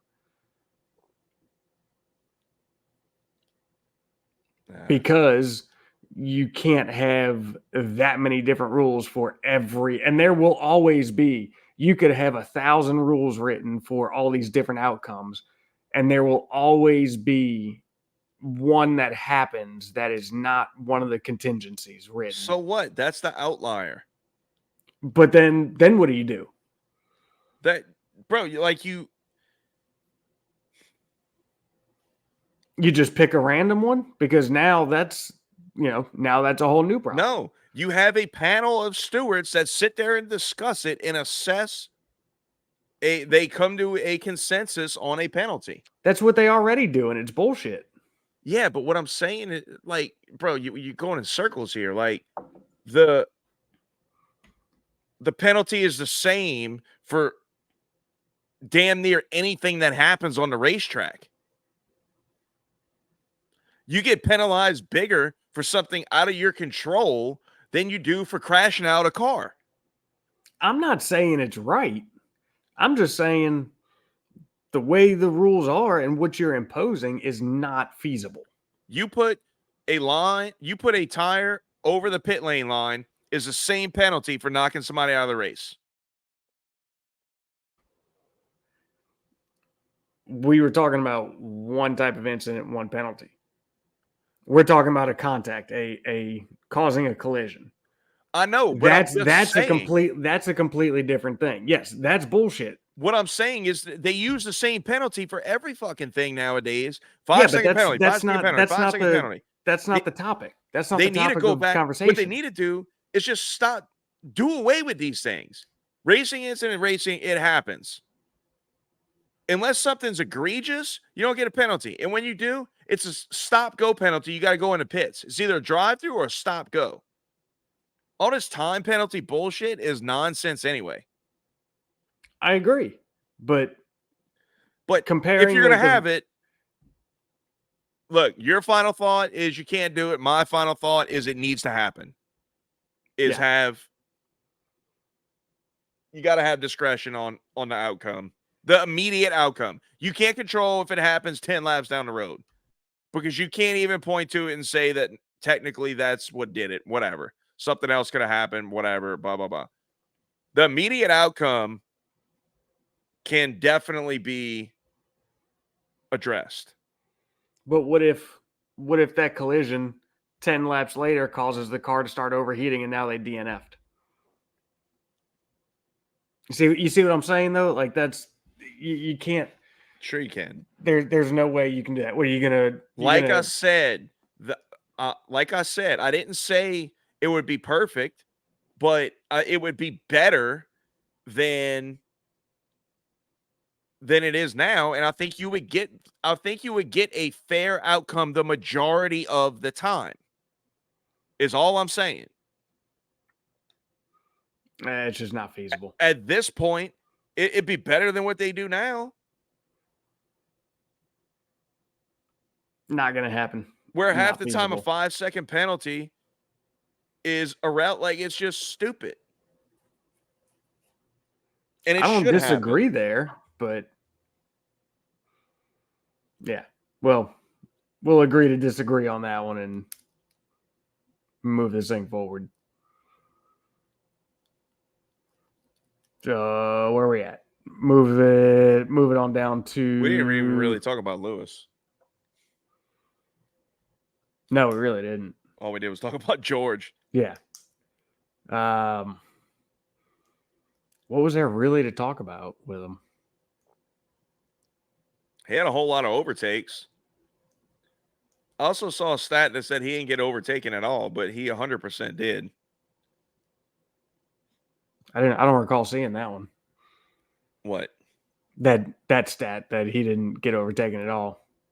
Yeah, like he had like 15 overtakes in the race or something like that. I saw. I don't know what kind of metric this was used, but let's see if I can find it. I don't think I saved it. And it said he didn't get overtaken at all, which is not true, because he had a puncture and got overtaken by most of the field. Interesting. Oh, you know what? Something Here's something we can bring up with Lewis. I found this very comical. So Russell Wilson in the Denver Broncos game Yeah. called the Max Verstappen audible. He could be heard on mic at the line calling an audible, and the audible was Max Verstappen. Screamed it twice. Yes. Lewis Hamilton is a part owner of the Denver Broncos. I find that very funny. Yeah, that is quite ironic. Yeah. So, and I mean, it's not like, oh, maybe Russell Wilson didn't know that Lewis was a part owner. Like that's not, that's not the case. well, I mean, Maybe, he's part of an ownership group now, I guess, or group right. of investors, but I don't know. Maybe the second string center Sean, no, I'm didn't gonna tell you, know that Lewis Hamilton is a Sean part owner. Payton is the head coach of the Broncos now. Mm-hmm. And if there's one thing I know about Sean Payton, from him being here for all these years in New Orleans, he knows everything about his organization inside and out. And he is one of the pettiest people you will ever see as a head football coach. He has the memory of an elephant. He doesn't forget anything. That's the saying, right? An elephant never forgets. Yeah. Yeah. Yeah. That's him. So maybe Sean Payton's a F1 fan. And that would be a clear indicator to me that of his allegiance. And he's not shy about taking a dig at somebody in the ownership group. Yeah. I mean, that's entirely possible. That seems more likely to me because he is in control of everything about that offense. Mm-hmm. Everything. Yeah. I'd be curious to know more about this story. Yeah. Which I wouldn't be surprised if there were, and there may be somewhere. I just didn't see it. I'd be curious if there's an interview with Russell Wilson that kind of points to, where that came from or why, maybe, Nonetheless, it's very funny, I though. would ask Sean Payton, not Russell Wilson. Yeah. Russell Wilson probably, I have no idea where that came from. Yeah, right. Who the hell's Max Verstappen? How do I even Verstappen? Verstappen? Stappen? Verstappen. I don't know. He said that was the name of the audible play, so that's what I said. All right. So yeah. Anyway. That's all I got for Hamilton. Lewis had, it seemed like every time you look up, he was in the back of the pack. And then all of a sudden you look up and he's sitting in P8 with a few laps to go. And of course, Russell, with his penalty at it, got slid behind him. But yeah, man, I mean, Hamilton got caught up in that lap one, turn one. Then he got caught up. Him and Piastri rub bows, and both of them went up with punctures. Mm-hmm. And then both of them proceeded to just overtake and overtake and overtake and overtake and overtake. Yeah, they had a lot of them. Like Piastri had 13 and Hamilton had 15, I think it said. Yeah. Now, like I said, it also had said that Hamilton didn't get overtaken at all, which isn't true. So I don't know if those stats are real. It's just a stat I saw. Mm-hmm. Yep. But during the race, they showed Piastri a lot more than Hamilton, I feel like. And it, like, watching it, I was like, Jesus Christ, man, Piastri's on a freaking tear. Like, he's just overtaking cars left and right. It seemed like every time they cut off of the lead group, it was like, oh, there goes Piastri on somebody There's else. Piastri making There's another one. Piastri on somebody else.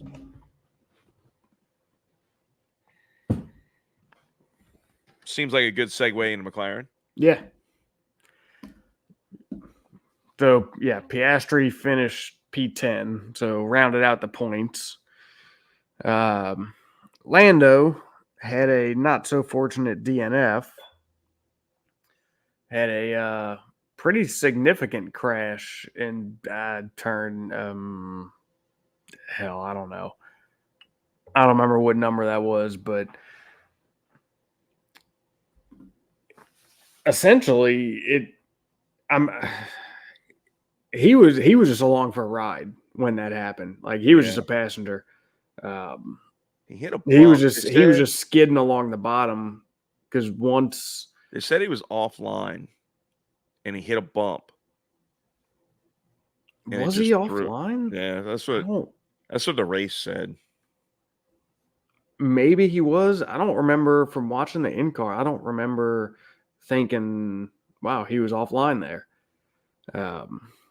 But maybe he was offline by, 3 inches, and that was enough to catch a bump. And then once that tire broke, that wheel broke off, he was just skidding on the bottom of the car. There was nothing he was going to do to slow it down. He had no control. But I'll tell you one thing, dude. Wrecks like that, it really goes to show you how impressive, specifically those Tech Pro barriers are. That first impact was significant. First impact was a hard one. Yeah. On the but side. Then, he didn't scrub a ton of speed.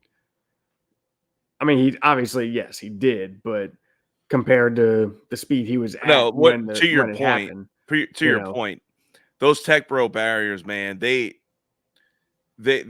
cushion.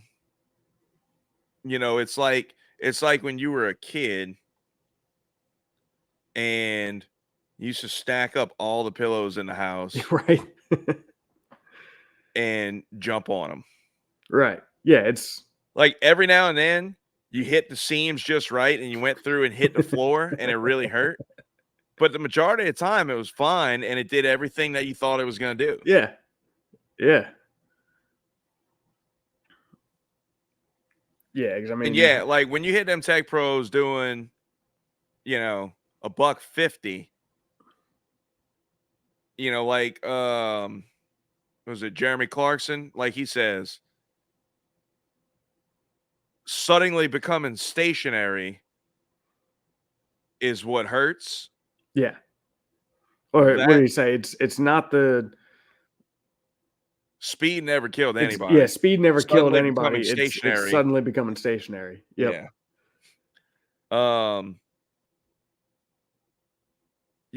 That still hurts, but it's not like even hitting a tire barrier. Mm-hmm.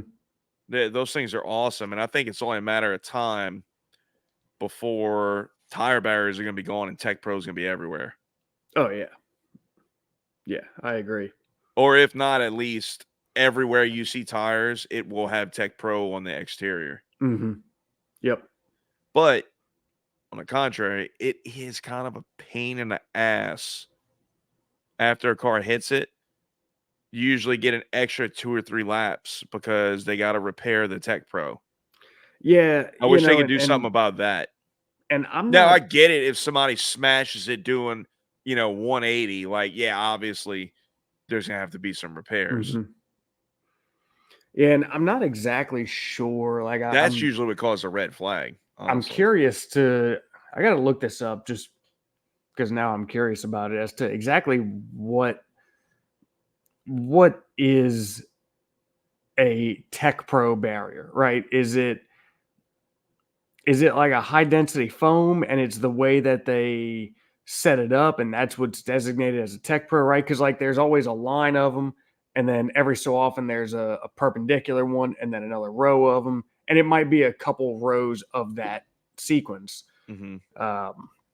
Because like, dude, I can tell you at Summit Point they have, specifically at the Shenandoah circuit, there's there's quite a bit of, it's just like these big massive foam barriers, and I'm pretty sure like that's essentially what the Tech Pro is just some sort of foam, and that's all these things are. So like when they have to repair them, unless it just tears it and destroys that foam and they need a new, you know, block or something, I don't know. But what I've done messing with those, putting those back in place, like they're light, you just kind of chuck them around, and it doesn't seem like it would take all that long to fix something like that when they have to. But I wonder Right. if it's something a little more sophisticated, some kind of interlocking panels and I'm sure it something is. special. And then I'm Yeah. sure they have to be tested. Yeah. Yeah.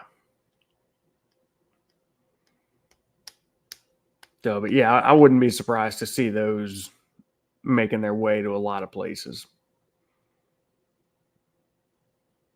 Although, it kind of changes things because when you've got, two or three courses of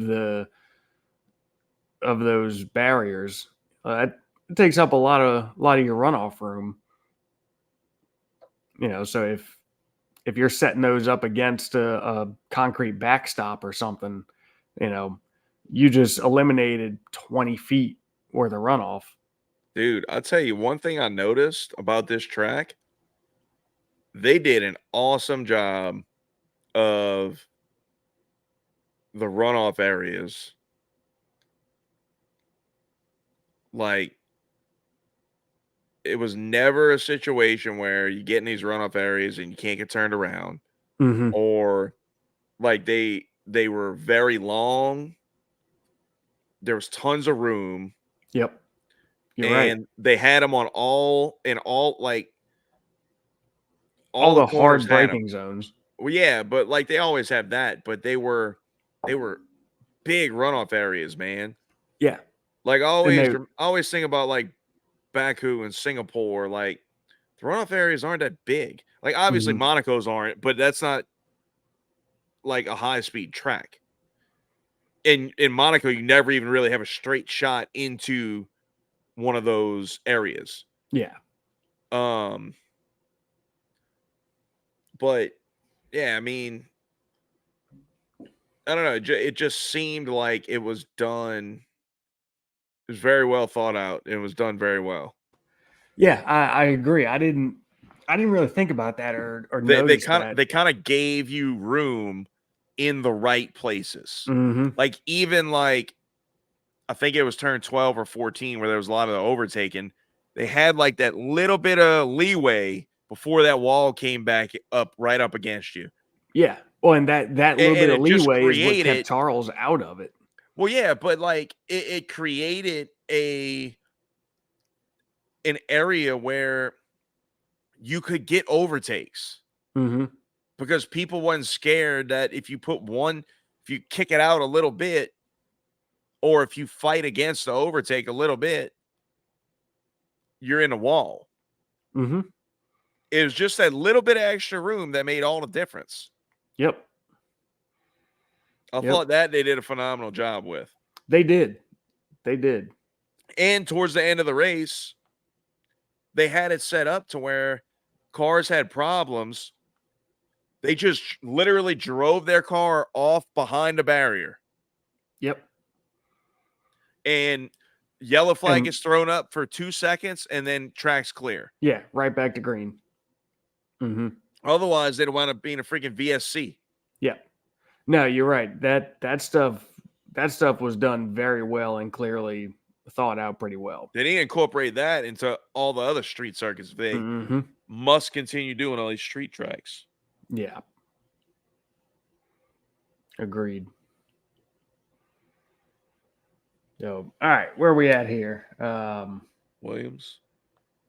Williams. Yep. So what we got? Great quality. Yeah. Great freaking quality. They had pace. They didn't have tire life. Nope. Albon came in 12th, and Sargent was what? 16th. Mm-hmm.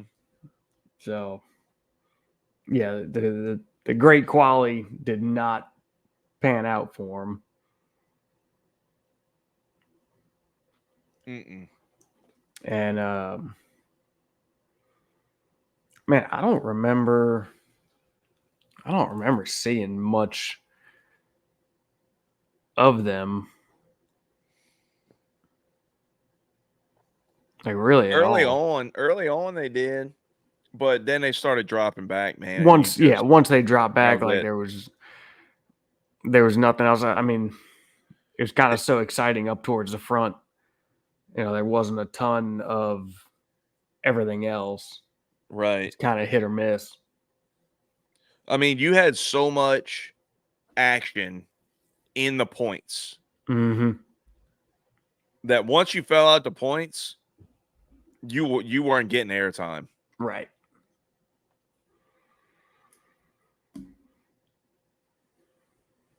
Haas forced their way back on TV when Hulkenberg parked it. Yep.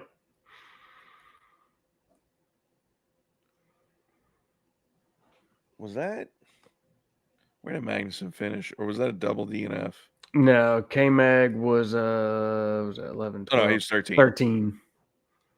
Yeah.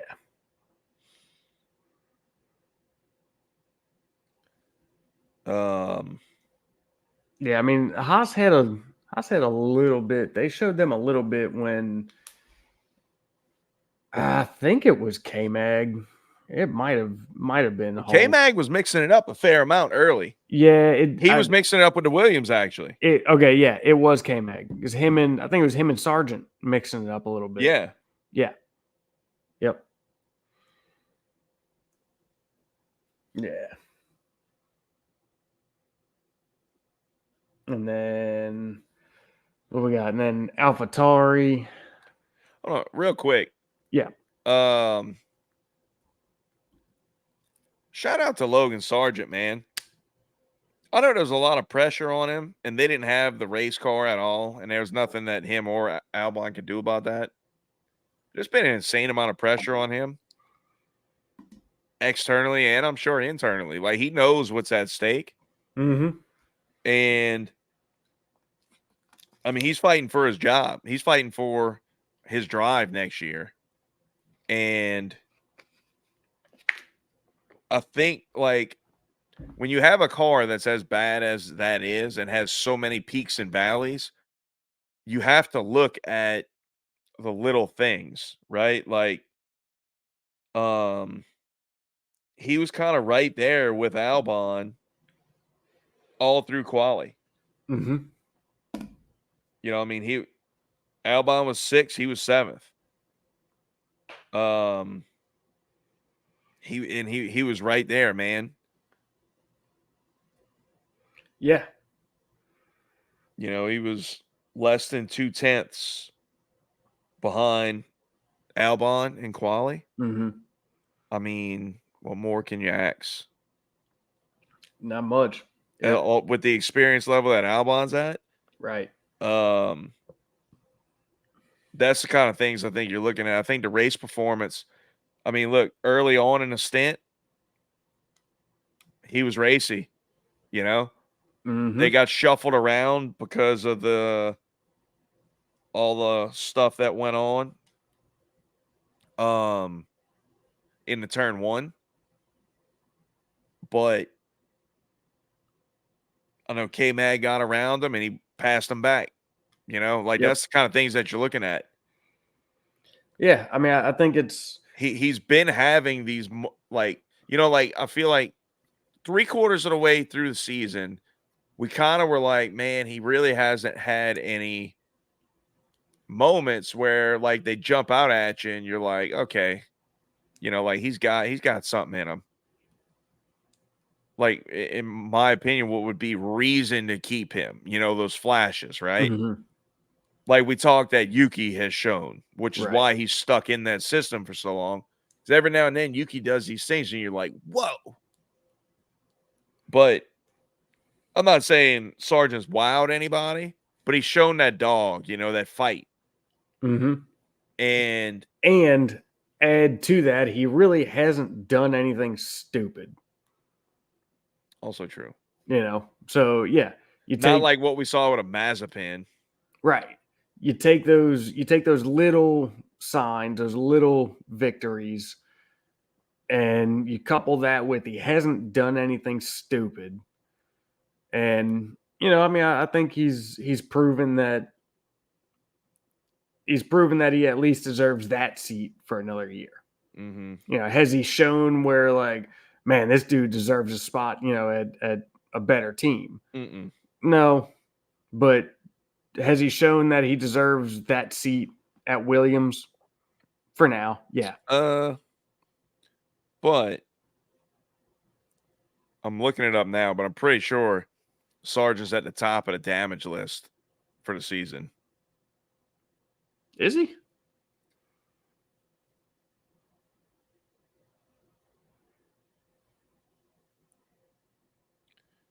Yeah. He is. By a hefty amount, might I add. Really? 3.9 million. Ooh. Now, look, that could be. I haven't really been keeping a tally on him. Yeah. That could be when he bends it, he bends it. Yeah. And it's not all that often. When he does it, it's going to hit you for a cool meal. Right. He's at 3.9 million. Lance Stroll is second with 2.6 million. Yeah, I think in the Destructors Championship.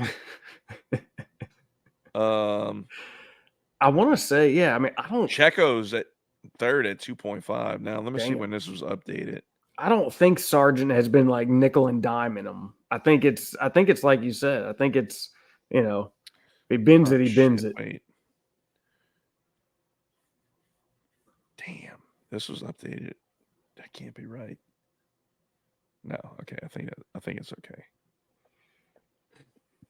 Maybe not. I don't know.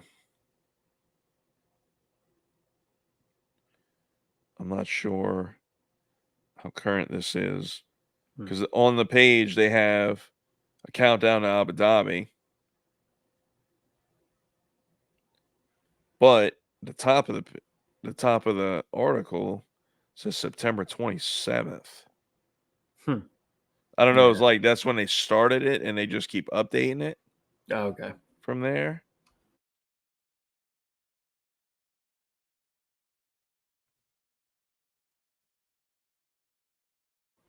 Yeah. All right. Well, yeah. See what you can find on that, but we'll keep it moving in the meantime. Yeah. Down to AlphaTauri. They were there. Yeah. Right. One DNF and Danny Rick came in at what 11, 12, 13, 14th. I mean, I don't really recall even seeing him. What did he? I don't Dude, even remember. I'm be honest. I don't remember hearing him call Danny Rick's name hardly at all on a broadcast. Mm-hmm. Sonoda kind of he got some airtime because I want to say he got in himself in a situation where he was in a really good spot with his tires, and he was really starting to chunk time out on a lot of people. He might have been the fastest car on the track for a little bit, and they were kind of bringing some attention to it. Oh, I know what. No, I know what it is because he was on the soft tires. He started on soft tires. Yeah. And after the first safety car, they were like, "Hey, watch out for Yuki." Mm-hmm. Because he's surrounded by people on hard tires. But he wound up being in like 11th after all the nonsense Mm-hmm. and everything, all the pit stops and everything coming out of safety car. He was like somewhere around 10 to 12 with soft tires on. Turns out them soft tires, they were done Yeah. in like a few laps, which Yeah. I don't know why he did that, because that was pretty much said like early on that those tires were, I mean, they were the C5s. Mm-hmm. Soft as it gets. Yeah, like the commentators were saying that in, in the practice sessions, like, listen, the soft tires, you're never going to see those in a race. Yeah.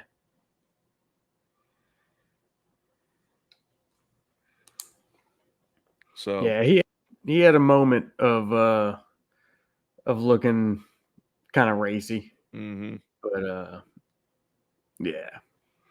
And then Danny Rick, he finished right where he started, 14. Yeah. So not much happening there. And then hell, kind of the same story with Alfa Romeo. Didn't, aside from what was it?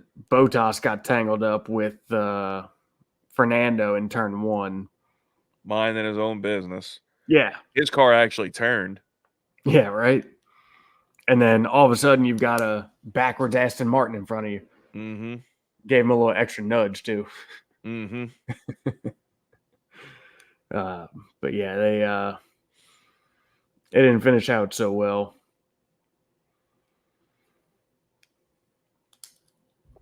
Came in at 15 and 17. Yep. Bottas was DFL Mm-hmm. plus 85 seconds. Hmm. It's crazy, for as long of a lap, as fast of a lap that it is a long lap time. I know I shifted gears on you real quick right there, but Yeah, it was um actually, but it was, what they say, second longest track. yeah, I think it's only to Spa.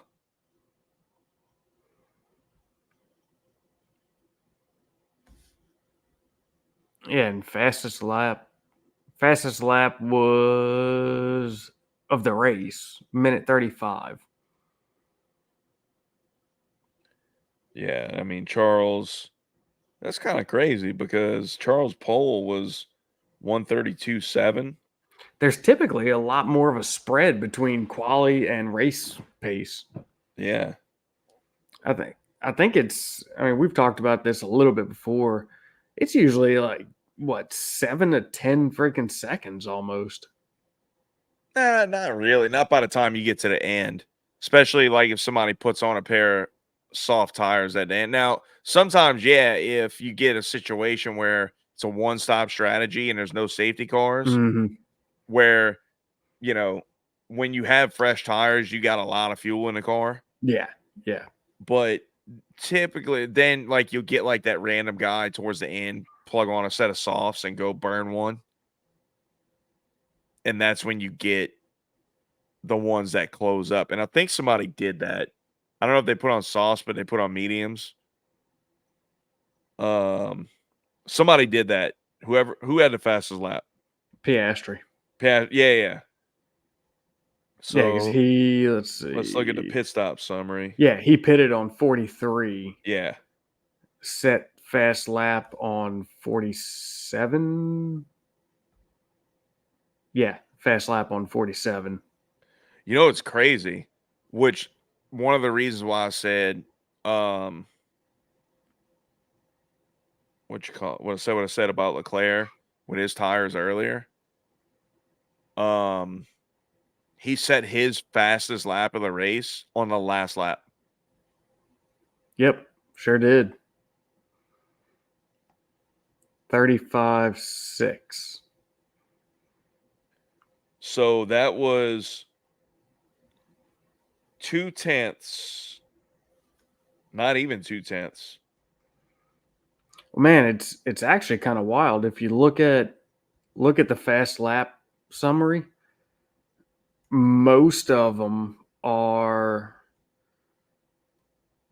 45 to 50. Most of the guys set their fastest lap. There was a handful of them in the low 40s. 137, 132. But So Piastri had a late pit stop. yeah, most all of them set their fast lap of the race between 40 and 50.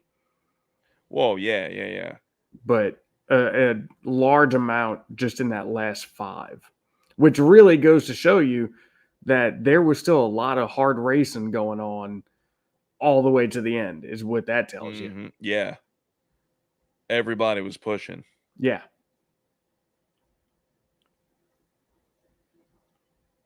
But yeah, I thought it was interesting that Charles having as old of tires as he did,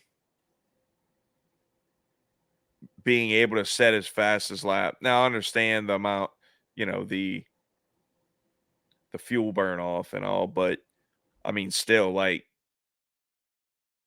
that's impressive. Oh yeah. I mean, we know that last lap he was sending it. Yeah. Yeah, no doubt. Alfa Romeo. We got anything else to add on them? Nope. All right, thoughts. Vegas as a whole. Where are we at? Um, I, Look. I'll preface it by saying I was not excited about this race in the least bit. Because I was afraid of what wound up happening, and there's way too much pageantry and all that nonsense and bullshit. But for me, the race made all that stuff kind of irrelevant. Had it been a shitty race, I still don't think it's a great track, but we can have a not great track that gives us a great race, and I'm down for it. yeah. So, hey, Vegas got a 10-year contract, baby. It's Did not going anywhere. they do? I didn't think they did 10. 10. No, huh? Yeah. So, all you locals or TikTokers or Instagrammers that So got it all your views just shitting on F1 and putting out there all kind of bullshit that you don't even know what you're talking about. For starters, I didn't get to go on this rant last week because we had issues and we couldn't do, it's hard to do a podcast when you don't have power. But let's jump into this real quick here. yeah. We're Well, we're good real on quick, time. just to interject this. Officially, there's a 3-year contract, but F1 agreed at the start of this year to support the race for at least 10. Las Vegas officials have said they want a lifetime partnership with F1. I think it's So safe to say 10 is on probably the on minimum. paper, inked on paper, it's a 3-year, but it sure sounds like it's 10 more or less. Yeah. So all right, continue. I can't tell you how many TikTok, Instagram videos I've seen over the last month as they've really been ramping up and the construction has been getting of the circuit has been really taking shape of just people with massive followings on these platforms, but just spitting out pure ignorance. Like, look, this is a paid event. It's the First of all, This is a paid event anywhere you go in the world. So there is no places that you can go at any track and not pay for admission to the circuit and see the race. Yeah. Just because you're a local doesn't mean you get free admission. Right. Number two, I saw a huge amount of people making all kind of freaking all kind of complaints. I was going to use a Cajun word there, but nobody know what it meant. So I stopped myself. All kind of complaints about where the crosswalks over the track, how they're blacking them out and putting they're making them cages and putting, you know, stuff over the top, fencing over the top of them, and making it to where you can't even see from them because they're trying to keep you out. Yes, that's exactly what they're trying to do, because it's a safety issue. One, because morons and dumbasses will throw shit over the top onto the track if you don't put a fence on the top. Number two, they don't want people congregating directly over where cars are going 220 miles an hour. Yeah. Simple safety measures here. Yep. And guess what? They do it at every fucking track that F1 races at. Every one of them. It's not just a Vegas thing. They're not trying to screw people over. They try to do that with the normal prices, but not with these specific little things. Yeah. Doesn't matter if it's Like, a the street prices circuit are they're astronomical. building We get it. or a full circuit. That's what happens. COTA, the race in Austin, it is a regular standalone circuit. Guess what? You get up on, you go cross over the track, you can't see shit until you come out. Every track, you look at all these banners, these giant banners that go across the track. That's a crosswalk. Yep. Yep. Everywhere. Yeah. It was kind of wild to see all that, you know, and it's like you said, it's just spewing ignorance. Hold on. But then I'm not again, done. you know, look, that's what the internet is. That's what gains people followers these days, right? Hold on. Ignorance. More. First of all, nobody gives a fuck about the palm trees that were grown somewhere else. They're not cutting down Transplanted to redwoods. Vegas. They were transplanted in Vegas. Yeah. Right? Nobody cares about the palm trees. Also, everybody's complaining about putting grandstands over a man-made pond at the Venetian. Who cares? Oh, and they shut down the water cannons at the Bellagio like a week before the race. How dare them? So what? Like, these are all man-made things that have no, like, historical relevance. They're all pretty new things. Like, come on. Come on, people. Yeah. Yep. Like, the Luxor is not a part of the Great Pyramids. Just let's just be clear in case some of the locals might be, you know, a little bit misinformed or, you know, think it just goes along with it. Also, that's not the real Eiffel Tower. The Venetian isn't actually Italy.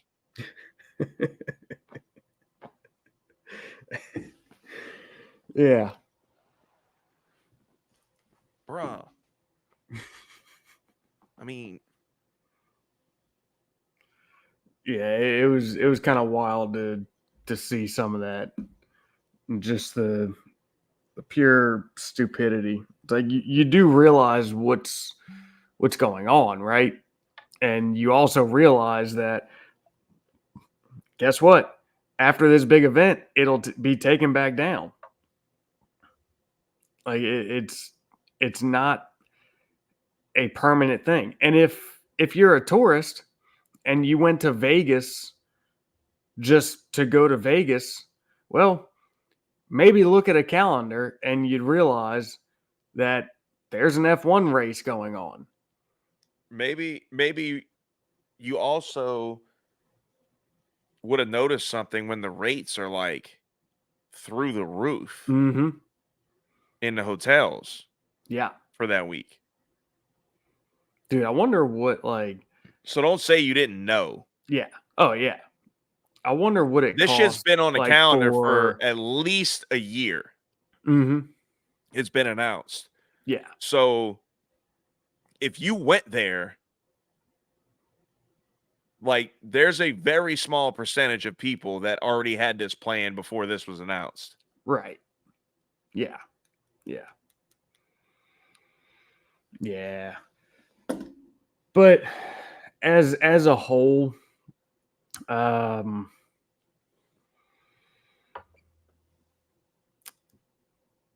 I still man, it's really hard. I still kind of stand by my original thought of not liking it. It is very hard to still stand by that when the race itself was as good as it was.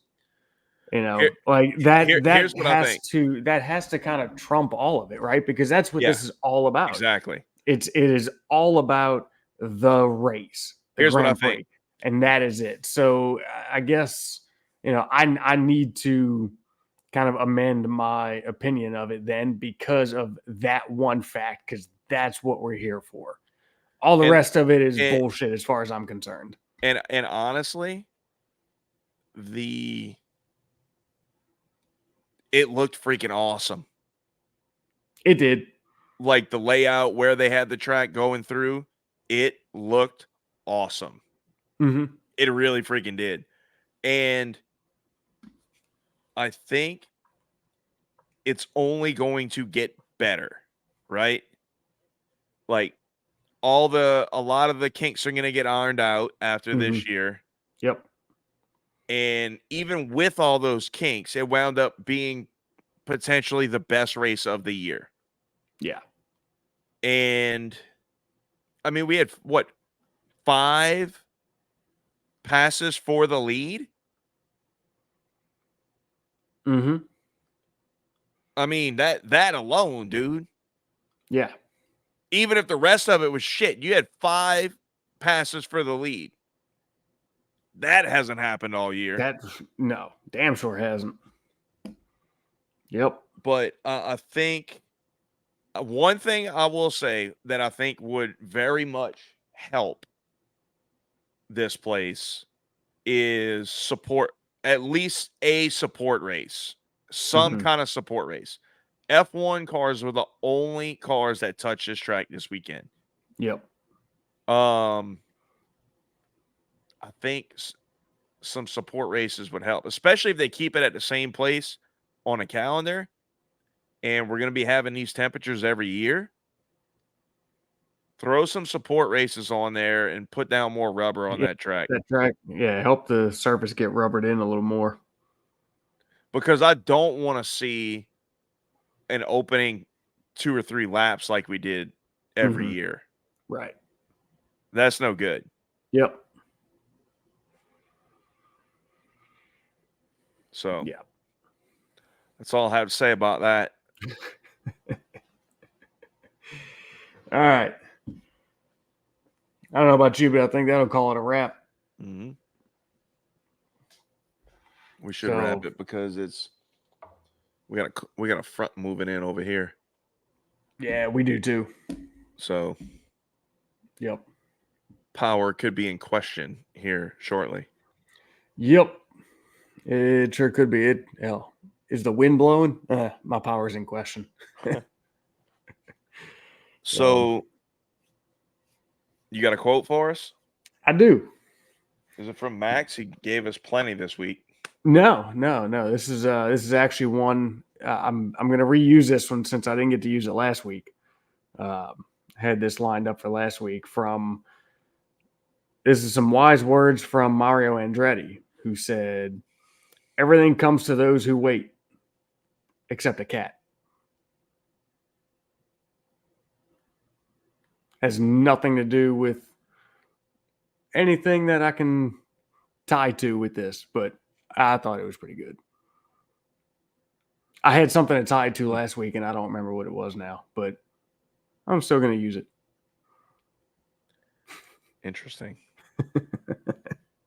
Caught me off guard with that one. Yeah. Success. Oh, yeah, there was plenty of them I could have taken from Max. Send him my regards. He was full of one-liners this week. Yeah, he was. He does not like the pageantry and all that nonsense. Oh, no, he can't And honestly, I wish they would dial some of that back or at least clean it up. Yeah. Like, they're riding them from the start finish to the Bellagio, then back to the start finish. Yeah. That's got to change. Yep. Build a goddamn podium in front of the Bellagio. Yeah. You know what else? One thing we didn't talk about, but we've talked about this before. And I didn't watch all of it. I've only seen little clips of it, but on the topic of all the pageantry, if you are going to be a celebrity guest or whatever at these races and you are going to be on the grid, you need to be willing to talk. Yep. Yeah, Martin Brundle might be aggravating as shit, but guess what? That's his job. That's his job, right? So this whole like him, yes, he sees a celebrity, he's gonna go try to track them down because why wouldn't he? No, how about this? Sky Sports, stop giving a shit about all the stupid celebrities. Or that, yeah. Remember what they used to do? They used to go talk to people with the team. Mm-hmm. Hey, this is what's going, this is what we're thinking. How's this looking? Grabbing some random mechanic who's going to give you something insightful. He's not going to give anything away, but he'll give you something insightful, or their PR person or whatever. Yeah, but that's the problem, principal. right? It's all about the show and the presentation and all that. But that's not just a Vegas thing. No, it's not. It's not. But it's all about the show and the entertainment factor, not about the race factor. So if you're going to go track down celebrities, whatever. Like I don't agree with it. I don't agree with it. But if that's what's going to happen, then it needs to be made known that if you're going to be on the grid, you might be approached and you are required to interact and talk and not run away or duck them. Look, I wake up early every day, just like you, for work during the week. On the weekends, my race times are typically between 5 and 8 a.m. Mm-hmm. Depending on where they're at in the world. Obviously you got like the extreme ones, but the majority of them on the European schedule and kind of in that Middle East European, roughly 5 to 8 in the morning. I could care less about watching any of the grid walk. I don't watch it. But with this race and like with the America races and all that, when they're on this side of the world, they're in the middle of the day, or like this one was in the middle of the night, but I was smoking pork butts all night, so I was up anyway. So we just had it on and we're seeing all this nonsense. I'm like, dude, it's so stupid. Mm-hmm. Like, it's a waste of time. This grid walk. Go back to when you actually talk to people with the team. Yep. If you see a celebrity, say, "Oh, hi, so and so." Point them out. Whatever. Give them a thumbs up. Hey, Fonzie them, and move on. Just like I don't no real F1 fans give a shit about what they have to say about anything because most of them have no clue. They don't have a goddamn clue. Yeah. I agree. But it's where we are. You know, the ones that they should talk to are the ones that a lot of the time you see in the garage. If they have to talk to celebrities, Mm-hmm. like during the race, a lot of times you'll see ones in the garage with headphones on, Yeah. like with headsets on. Those are people that clearly are into it because they're listening to everything. Yep. They're tuned in. So they may like if we have to go that route, they may have an opinion that people like that brings some kind of value to the content that you're putting out. Mm-hmm. Yep. I agree. So let's look at those pass holders. Yeah.